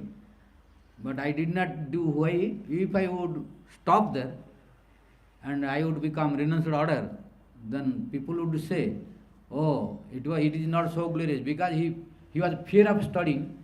He knew that he could not complete, he could not have completed. That's why due to fear of study he left. So it is not glorious. Like now in India, many ignorant people, they have idea that those who are becoming sadhu, they are very illiterate. They are illiterate and lazy. Because due to fear of working, due to fear of maintaining family, due to fear of study, they are becoming sadhu. Till now many are ignorant, are thinking. But many they don't know that sadhus are most qualified. So I know that they were thinking like before that. That's why I did not want to think people will think that sadhus are only ignorant and illiterate person. So I stayed few years to complete my study. So after completing my study, then I applied for one job. Immediately I got, that is in NTPC, National Thermal Power Corporation. Then during that period, there was Rath Yatra festival. So when Rath Yatra festival came, then I came to Jagannath Puri. Then I stayed 9 days till end of Rath Yatra. At the end of Rath Yatra, when I was going to return to join in the job which I had applied for mechanical engineering, that is NTPC, and before my departure, I went to ask my Gurudev's permission. And I went in his room, Bhajan Kutir, then I did Dandavat to him. Then he asked, where are you going? Then I said, I am going to join in the engineering service. Then our Guru Maharaj said, don't do Maya service. But I had decided already to become engineer. I have decided to get job. But when I told him that I am going to join in the job, then he said, don't do Maya service. Do the service of Chaitanya Mahaprabhu and Radha Krishna, Hari Guru and Vaishnavas. When he spoke, and Gurudev to telling, so then I decided, yes, whatever he is doing, I will follow that. Then I told, yes, Gurudev, what you are telling, I will do, no problem. Then I told, but I cannot do immediately now because I have some debt to pay the house rent, because after completing my engineering, for higher study, I was studying in Berampur more. And I had rented house, I did not pay the dues. Then Gurudev said, yes, you pay the dues and go to Mayapur, then take the blessings of Mahaprabhu, then come. Then I went to Mayapur. When I went to Mayapur, first I got down at Navadip Dham. Then in Navadip Dham, I stayed in Devananda Gaudiya Math, where at that time Bhaktivedanta Vamana Goswami Maharaj was there. When Bhaktivedanta Vamana Goswami Maharaj came to know that I am disciple of Bhakti Puri Goswami Maharaj, then he knows very well to our Guru Maharaj, I told yesterday, because our Guru Maharaj was long time with Bhakti Pragyan Kesava Goswami Maharaj, preaching together. He was even senior to all of his disciples, our Guru Maharaj. Even 3 years ago, senior to Vamana Goswami Maharaj in age. So, he knows Vamana Goswami Maharaj, all Devananda Gaudiya Math devotees, they know very well to our Guru Maharaj. When they came to know that I am his disciple, they gave very nice room, accommodation, and prasad, everything. Like this, I am not going to speak because no time. Just to bring the attention how by Prabhupada's blessing I became devotee. Just to indicate that. Detailed story, no time to speak all. Then from Devananda Gaudiya Math, by the blessings of Bhaktivedanta Vamana Goswami Maharaj, then I went to Mayapur. Then I visited Mayapur, Chaitanya Math, Mahaprabhu's place, where what our Guru Maharaj told, you go and receive the blessings of Mahaprabhu first, then you come me again.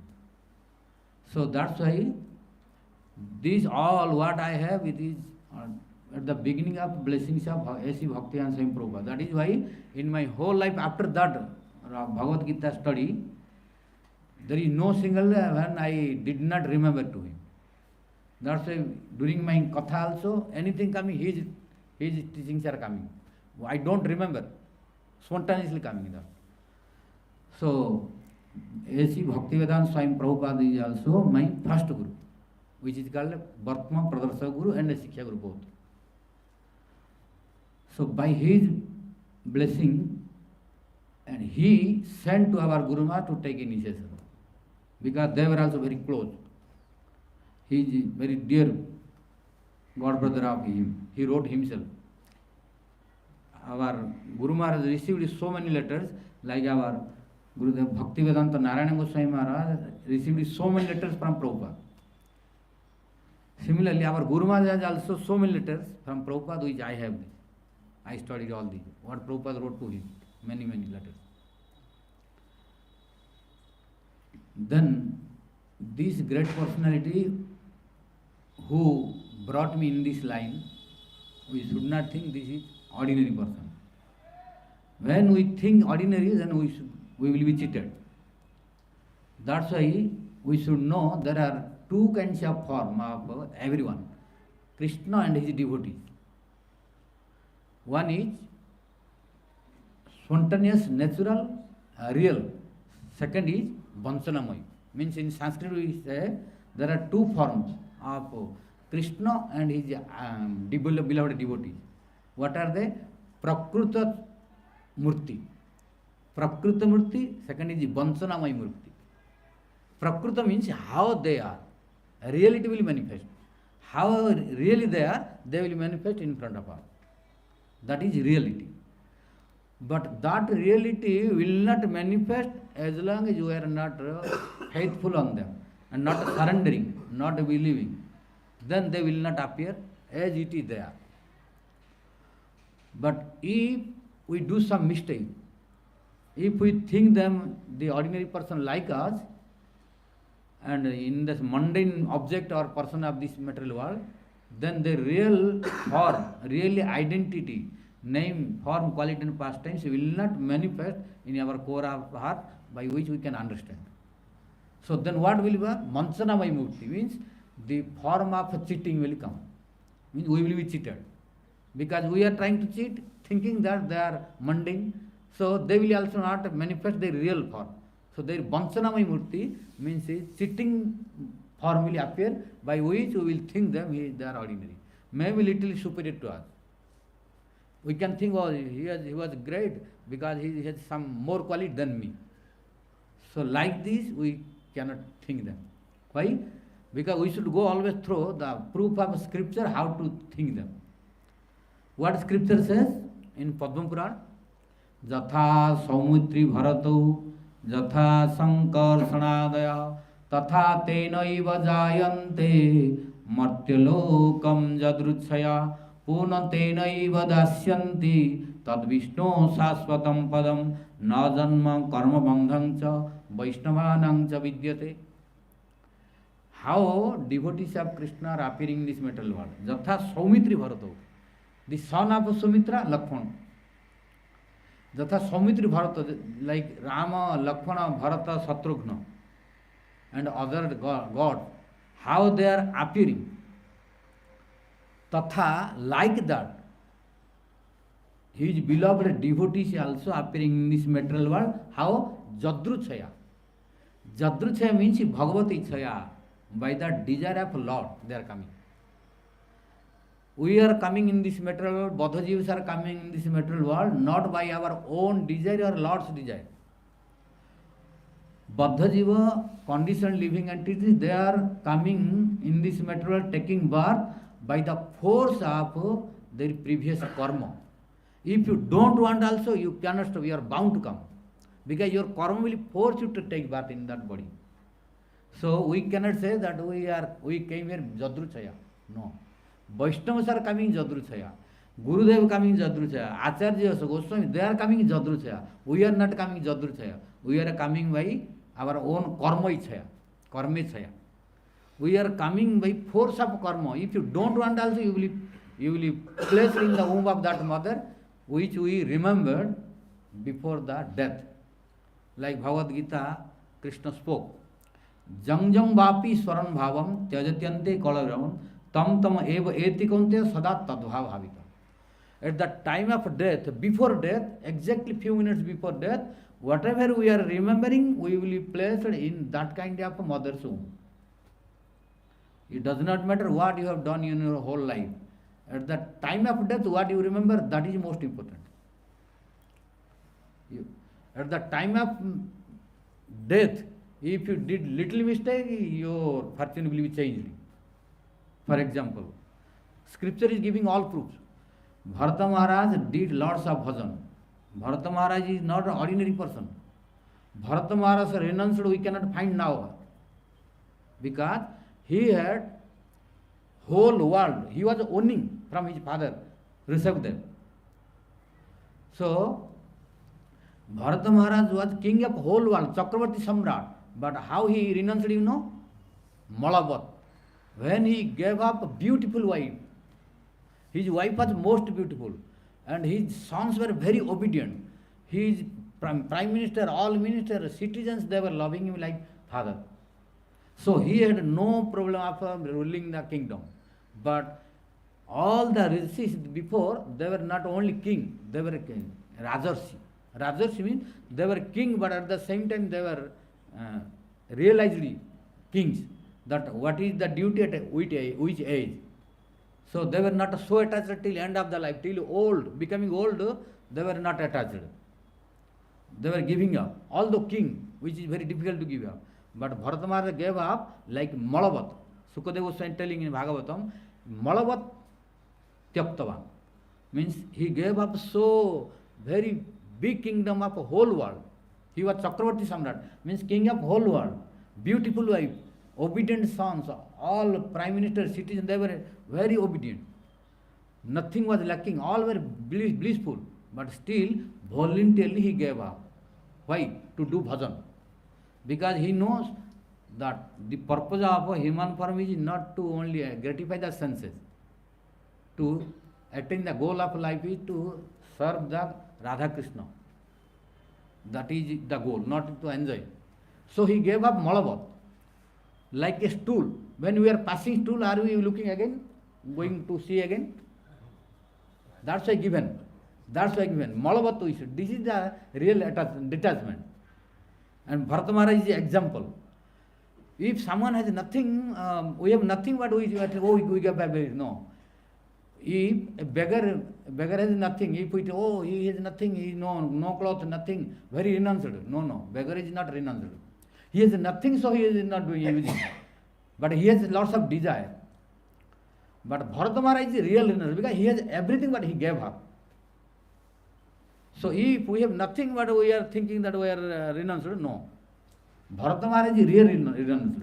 So, like Malavat, like when we are passing the stool, we never see again back to second time. Gall means gone, we are forgetting that. Similarly, Bharata Maharaj was renounced like that. So, this Bharata Maharaj is example how to be renounced. So now our tattva means how we should think to Gurudev, Vaishnava tattva, Krishna tattva. They are transcendental, not in this material world. So our Padma Puran telling, Jatha Saumitri Bharato, Jatha Sankar Sanadaya, Tatha Tenaiva Jayante Martelokham Jadruchaya. So we are coming due to force of our karma. If we don't want also, it will force you. For example, now nobody wants to die, but you are forced to die. You cannot stay here if you want also, because your karma will not let you stay. But Gurudev, Vaishnavas, Acharya, they are not like this. They are coming Jadruchaya, means by the desire of Lord, by the desire of Krishna. So they will come here according to Krishna's desire, after performance of services, after service is completed, then they will go. They will not go to any other planet for suffering or hellish planet, etc. Where they will go? Tadvishto saspatam padam. After performance of their duties or services, which was ordered by Krishna, then they will again go to the transcendental abode, not to anywhere else in this material world. So, this is the proof from Padma Purana, that again telling, Jatha Saumitri Bharato, Jatha Sankarshanadaya, Tatha Teneva Jayante, Martilokum Jadruchaya, Puna Teneva Jasyante, Tadvishto Saspatatum, Na Janma Karmavanamsa, Vaishnavanamsa Vidyate. Vaishnava has no birth and no death. Who has a birth, he has death. Who has no birth, he has no death. So Vaishnava has no birth. Jiva, Baddha Jiva, conditional living entity has a birth, so he has a death. But Vaishnava has no birth, so who has no birth, he has no death. So Padma Purana is clearly telling, no Vaishnava, no Janma Karma. Janma means birth, Karma means this material karma also. Vaishnava no vidyate. Vaishnava has no karma and janma and mrityu. Means birth, death and material karma. They have no. Only they are appearing and disappearing, and they have no karma, they have a service. So what Krishna, Radharani, Mahaprabhu, they are ordering to do in this material world, they are coming to do that. That is service, that is not karma. So they are appearing, they have no janma. They are disappearing, they have no death. So this is the Siddhanta and Tattva when we are discussing in name, form, quality and pastimes of Krishna and his beloved devotees, then only we can be qualified to realize and see the real form, quality and pastime. Name, form, quality and pastime. Unless we follow like this, unless we are careful, then our listening of name, form, quality and pastimes of Krishna and his beloved devotees, we may not release properly, they will not appear as they are. That's why from beginning we should think them that they are not this ordinary mundane object and person. So now, according to this Siddhanta of Padma Purana, our A.C. Bhaktivedanta Swami Prabhupada is not the object or person of this material world. He is Aprakruta. He is from transcendental abode, who is dearmost associate of Chaitanya Mahaprabhu and dearmost maid servant of Radharani herself. He came here.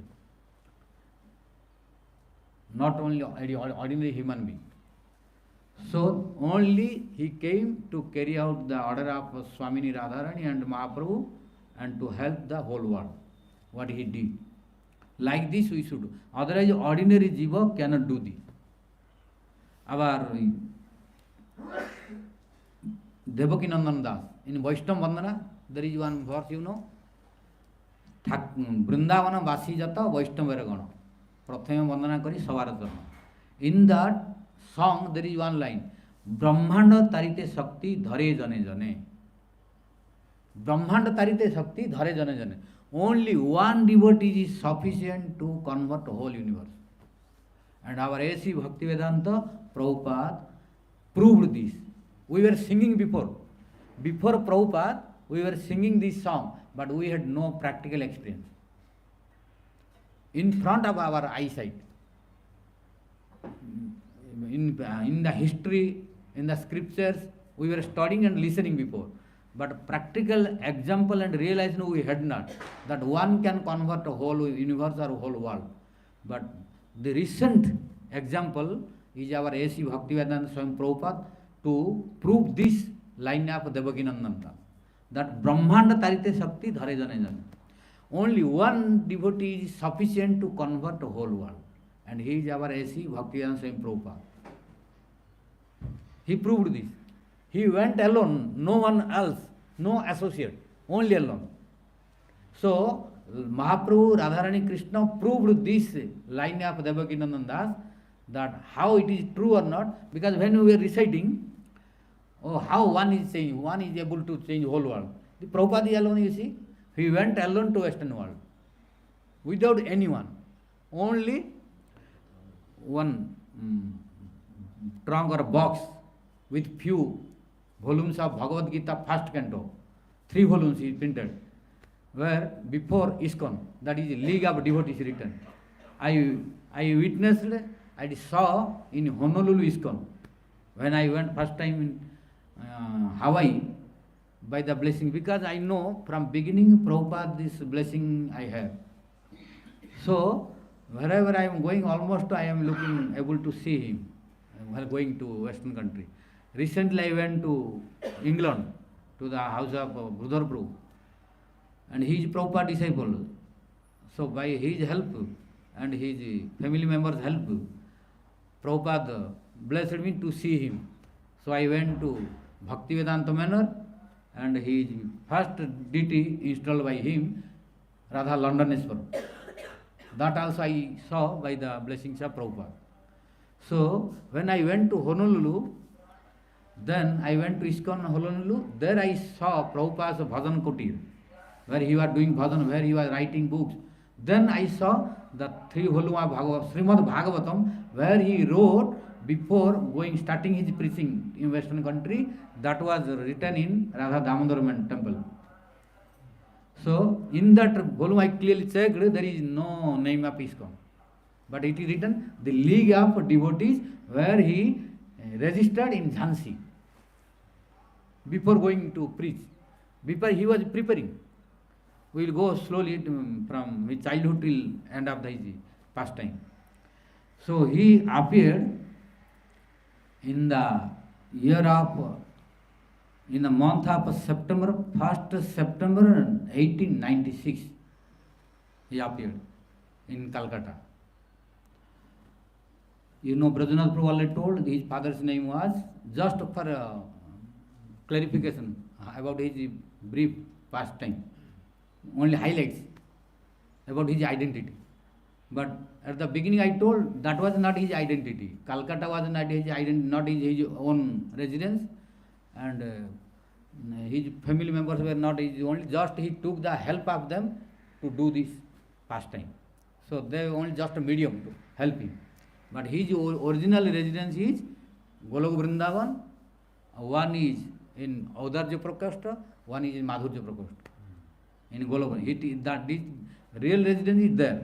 But he came by the desire of Radharani and Mahaprabhu to help us, so that we are able to hear in the month of Kartik about his glories and glories of Radha Damodar. So he, like I told before, Janma Karma Bandham Vaishnavana na vidyate. We should not think that Vaishnava is in this caste, in this family, in this land, etc. No. Then we are proving ourselves, our stupidity and foolishness.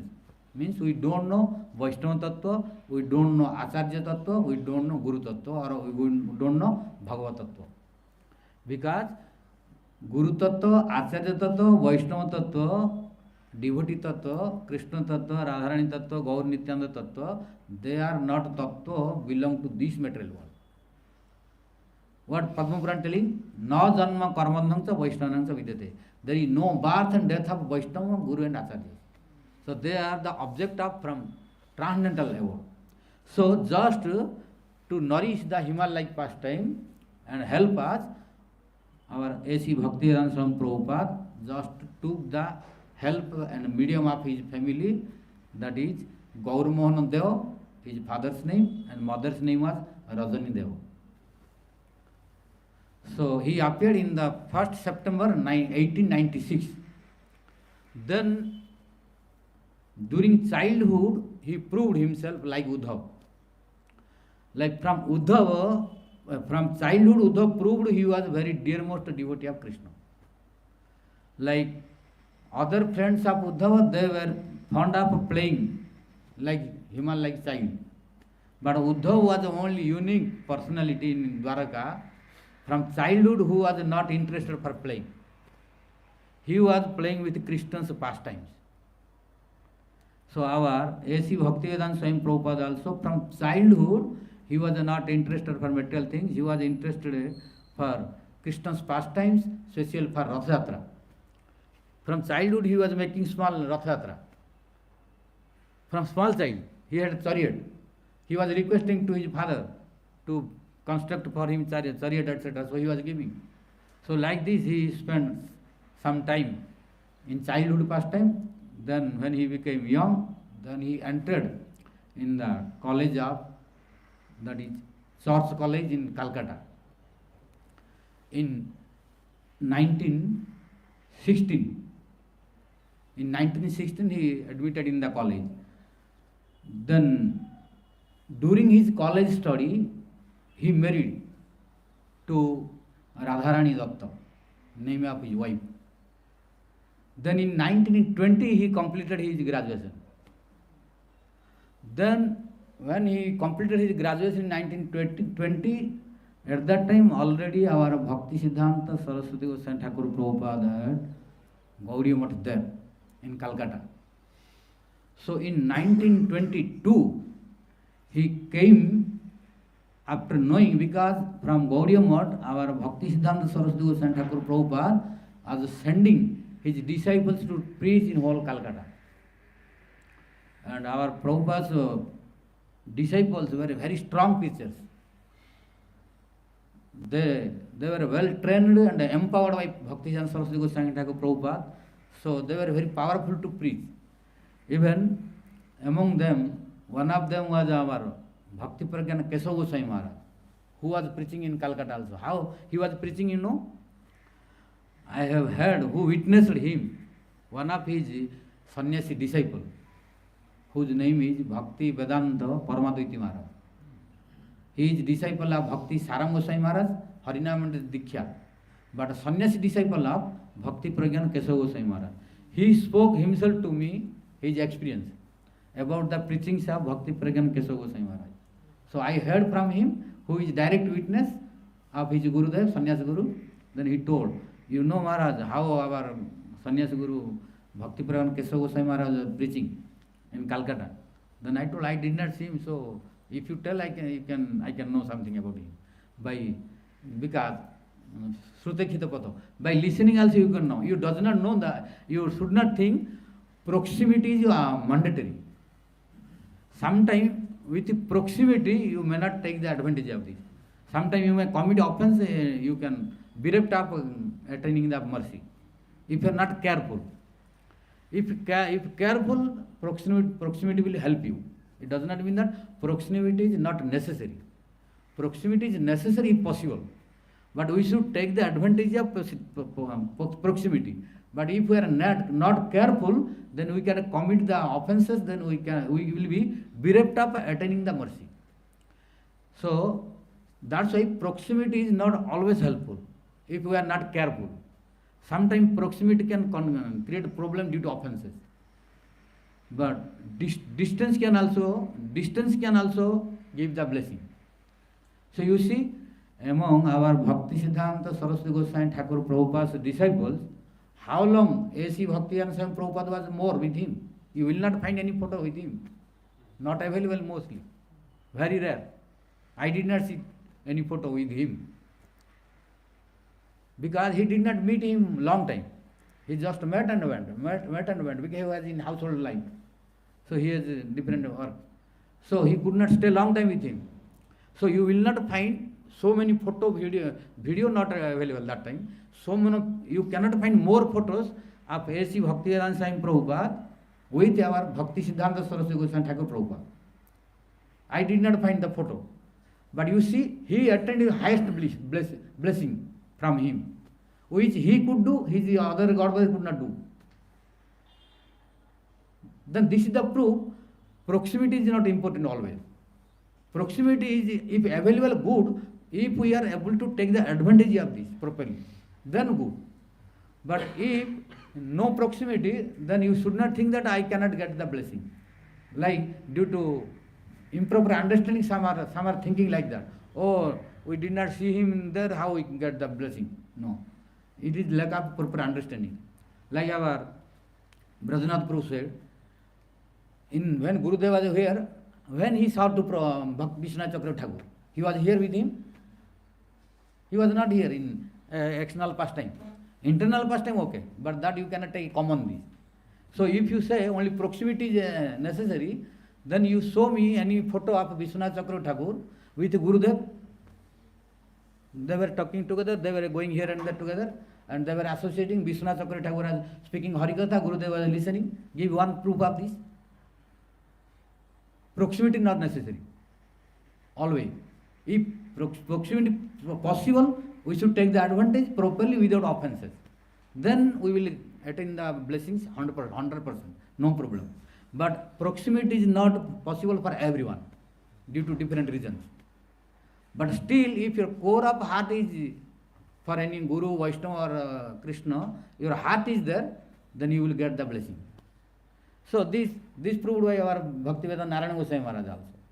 That when he read the books of our Bhakti, our Vishwanath Chakravarti Thakur, who is our Rasika Acharya, then he was inspired more, accepted him as Guru.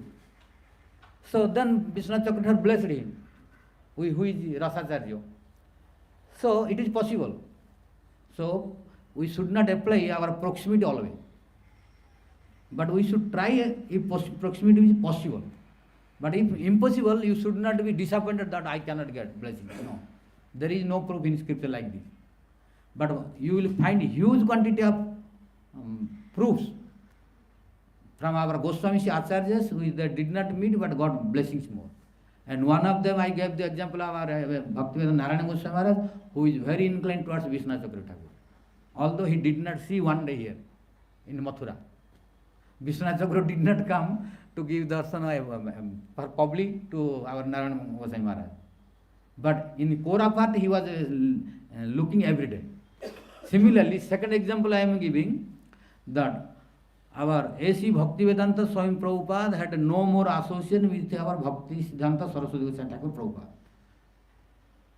I did not see any photo and nowhere I am looking. But still he proved himself, although from distance, but he got lots of blessing from him, by which he could convert the whole world within few years only.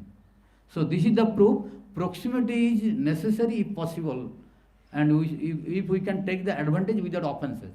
But if no proximity is available and possible, from distance also, from core of heart, we can accept him, and blessing will come. This is the proof. So in 1922, when he completed his graduation in Calcutta, then he came to see our Bhakti Siddhanta Saraswati Goswami Thakur Prabhupada. Because at that time his disciples were preaching, and now come to the point about our Bhakti Pragyan Kesava Goswami Maharaj. One of them, which is our Bhakti Vedanta Paramadviti Maharaj, spoke me that our Bhakti Pragyan Kesava Goswami Maharaj, when he was going in Calcutta marketplace, then in the way when he was walking within the public like this. There was a way to go without any problem. When he was going in the public place, he was going like this. So he was hitting someone. So when he was hitting someone, other was angry and telling, "Oh, why you are hitting me? You have no way to go." Then Bhakti Pradhan Kesava Goswami Maharaj getting the opportunity to speak Hari-katha to him. So he was creating the opportunity to speak Hari-katha, even in public without any arrangement. And he was very courageous and brave, you know. He was fearless like lion. So he has no fear that someone can do anything. Because he has strong faith on him and on his Guru, that if anyone will come, he has no fear physically or mentally or orally anything. He can counteract, no problem. Because he was very great logician also, like lawyer, advocate. So all advocates and lawyers, they were coming to counsel, take the counseling from him. Because he very logician also. So, like this, one day our A.C. Bhaktivedanta Swami Prabhupada, when Bhakti Siddhanta Saraswati Goswami Thakur Prabhupada's disciples, they were preaching about Mahaprabhu's message through Gaudiya Math, then he came with one of his guidance, whose name was Narendranath Malik. So he and A.C. Bhaktivedanta Swami Prabhupada came to Gaudiya Math to meet with Prabhupada. And when he saw to Prabhupada, he was very attracted. Then our Prabhupada Bhaktisiddhanta Saraswati Goswami Thakur Prabhupada came to know he is graduated. At that time, graduate is very highly qualified because that was British rule time. At that time, if you in India, at that time, if one is passed matriculation, he was considered qualified more. Because not easy to get that qualification. And at that time, Prabhupada was graduated. So when our Bhaktisiddhanta Saraswati Goswami Thakur Prabhupada came to know that he is graduated and special in English, economics, etc., then our Bhaktisiddhanta Saraswati Goswami Thakur Prabhupada said, why you are not preaching and spreading the message of Chaitanya Mahaprabhu in English-speaking countries? Then A.C. Bhaktivedanta Swami Prabhupada did not agree immediately.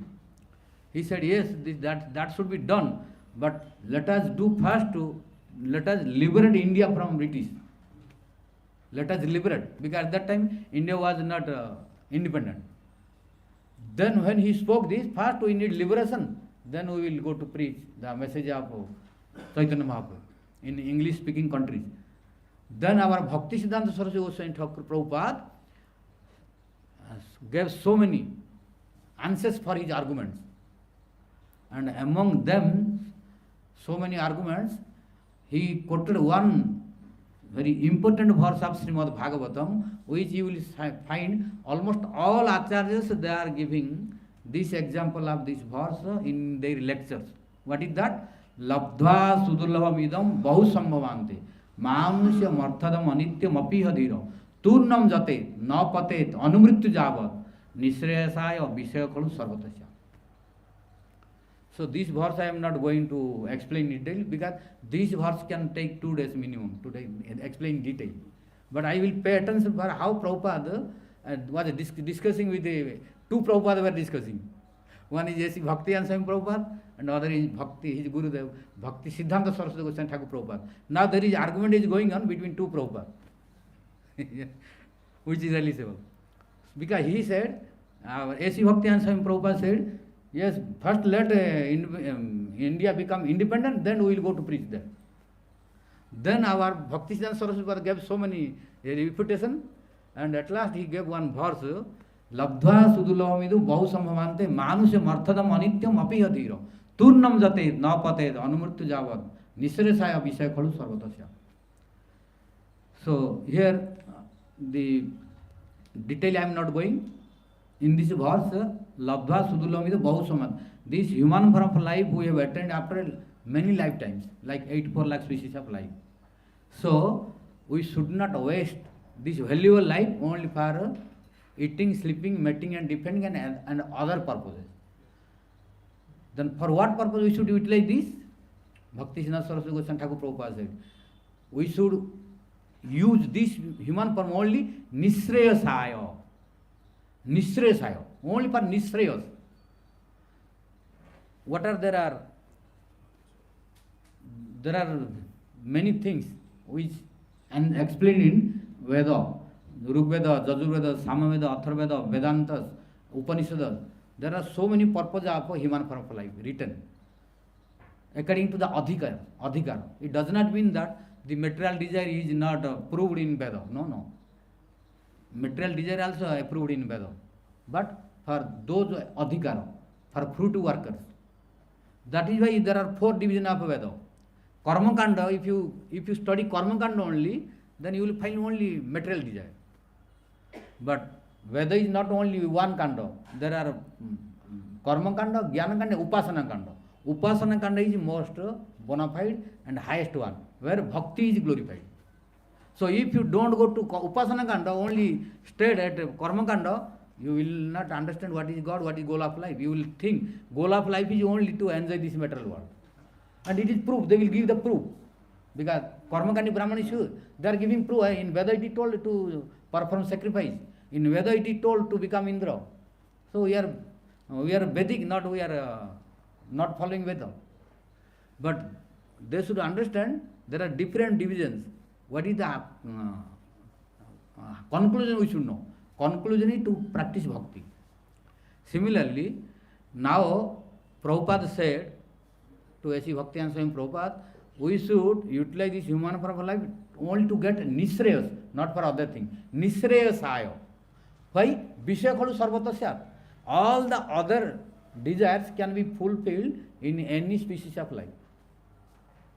No only Nisraya. Nisraya cannot be obtainable without human form. For example, mostly scriptures are telling two things. One is Abhyuda, second is Nisraya. That's why one day before I told, when we were glorifying about something I don't remember, I told Prabhupada that Prabhupada disciples requested, "Oh Prabhupada, your words are very bombastic. If you simplify it, then you will have many followers and disciples." But Prabhupada was not agree because they are coming from transcendental abode. So to understand this, they have to go upward. They have to promote themselves. They have to improve themselves from material to transcendental platform. Then only they can understand. So these are the transcendental words from Veda.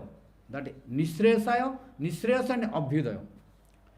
So what is the difference between Abhyudaya and Nisraya? Abhyudaya means to get the sense gratification till liberation. Dharma, Artha, Kama and Moksha are Abhyudaya. So there are so many instructions in Veda, Upanishad, other scriptures to attain the Abhyudaya. All are Abhyudaya. Means Dharma, Artha, Kama. That's why it is scriptural. It should not you should not tell that there is no proof. But there are scriptural three divisions. There are Tamasika, Rajasika and Sattvika. So if you stay only Tamasika scripture and think that you are doing right, you are not right. So you have to cross, because so Rajasika is superior to the quality of what is it? No, Rajasika is quality of passion. Quality of passion is superior to quality of ignorance. So quality of goodness is superior to quality of passion, and quality of pure sattva is superior to quality of goodness. So we should know this. We should know the difference. But if one does not know what are the 3-4 qualities, only stay in quality of tama, ignorance, and think that I am doing right, he is ignorant. He does not know. So similarly, although in scripture it is told, but we should know what kind of scripture this is. We cannot say all scripture are equal. No, all scripture are not equal, nowhere written. Many scriptures are telling many things. So we should compare which is superior to which, and what is the conclusion of everyone. So in all now our Sadhana Hosai Maharaj is showing that usually already more than 11, and Prabhupada, by Prabhupada's blessing and our Bhakti Jan Saraswati Goswami Thakur Prabhupada's blessing, the waves are so tides are coming. But after looking the clock, I have already 11:10. So if Prabhupada blesses in other occasion, we will speak. Almost I am speaking about Prabhupada many time during my preaching. Evening time, no, already 11:10, so devotee will have different things. So what I told till okay, no problem. I spoke till Prabhupada's meeting with the Bhakti Jan Saraswati Prabhupada. After that, what happened, we will discuss in future. Even Prabhupada will give the opportunity more. Already 11:10 and too late for breakfast also. So when I will conclude this. Then other rest of his pastimes, which are very relisable and more wonderful, that we have already heard from Brajanath Prabhu, Bhudar Prabhu and others, Sadhana Maharaj. All of you know about Prabhupada more, because all of you. And our Prakashatam Prabhu came, but he came too late now, so no time to give him to speak. So how Prabhupada was powerful, and he was not the person and object of this material world. So now, how the discussion between two Prabhupada was concluded, then our Bhakti Siddhanta Saraswati Goswami Thakur Prabhupada spoke.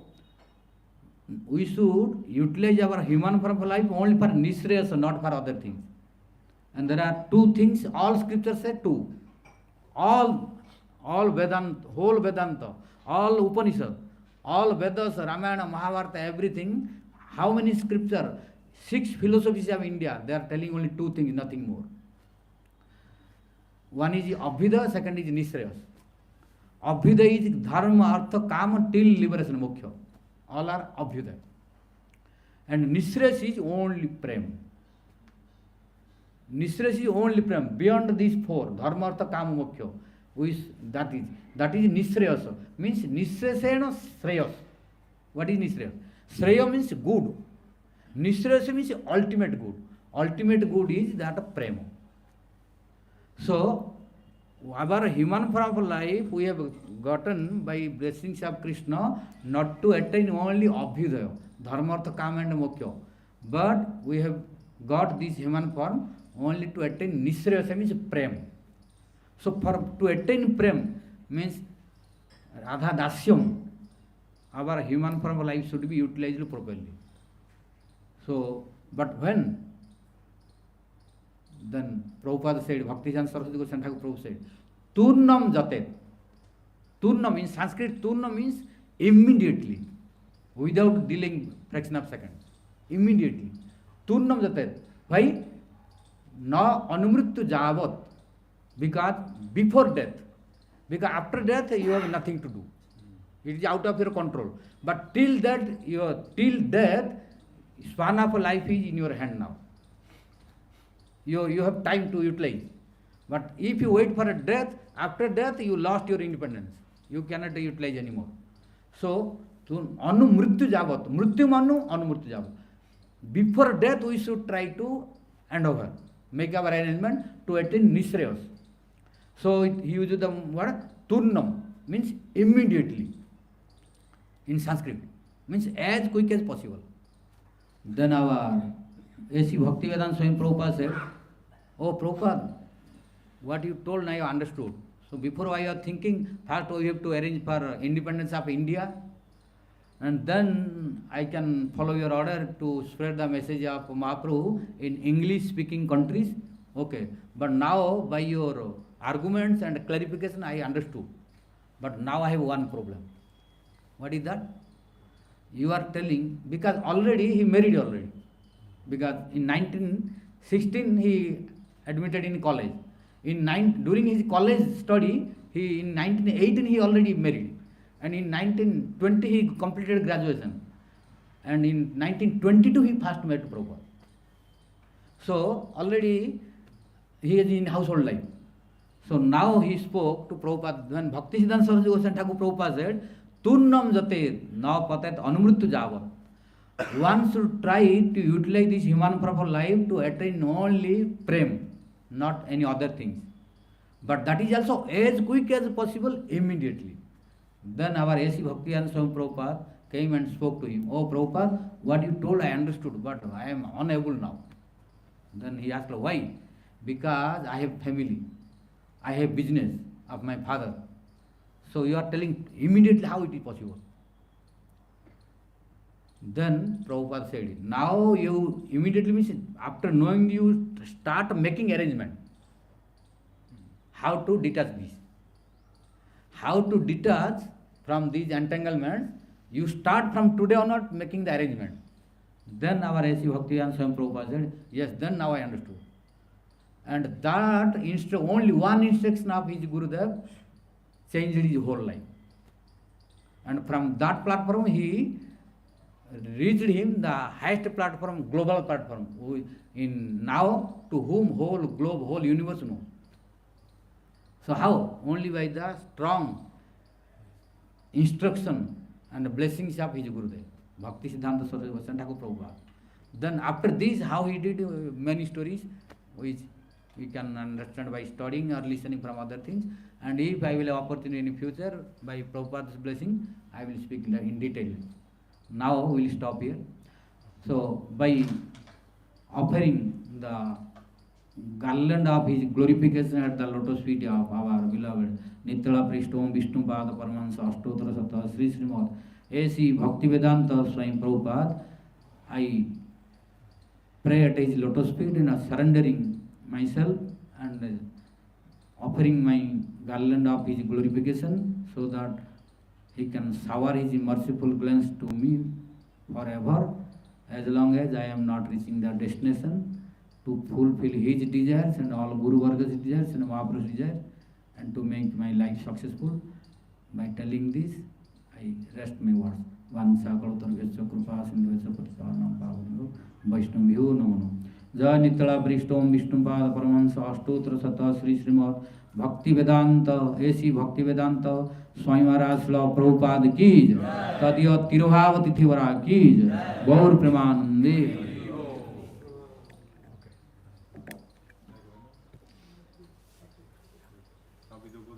Yeah, yeah.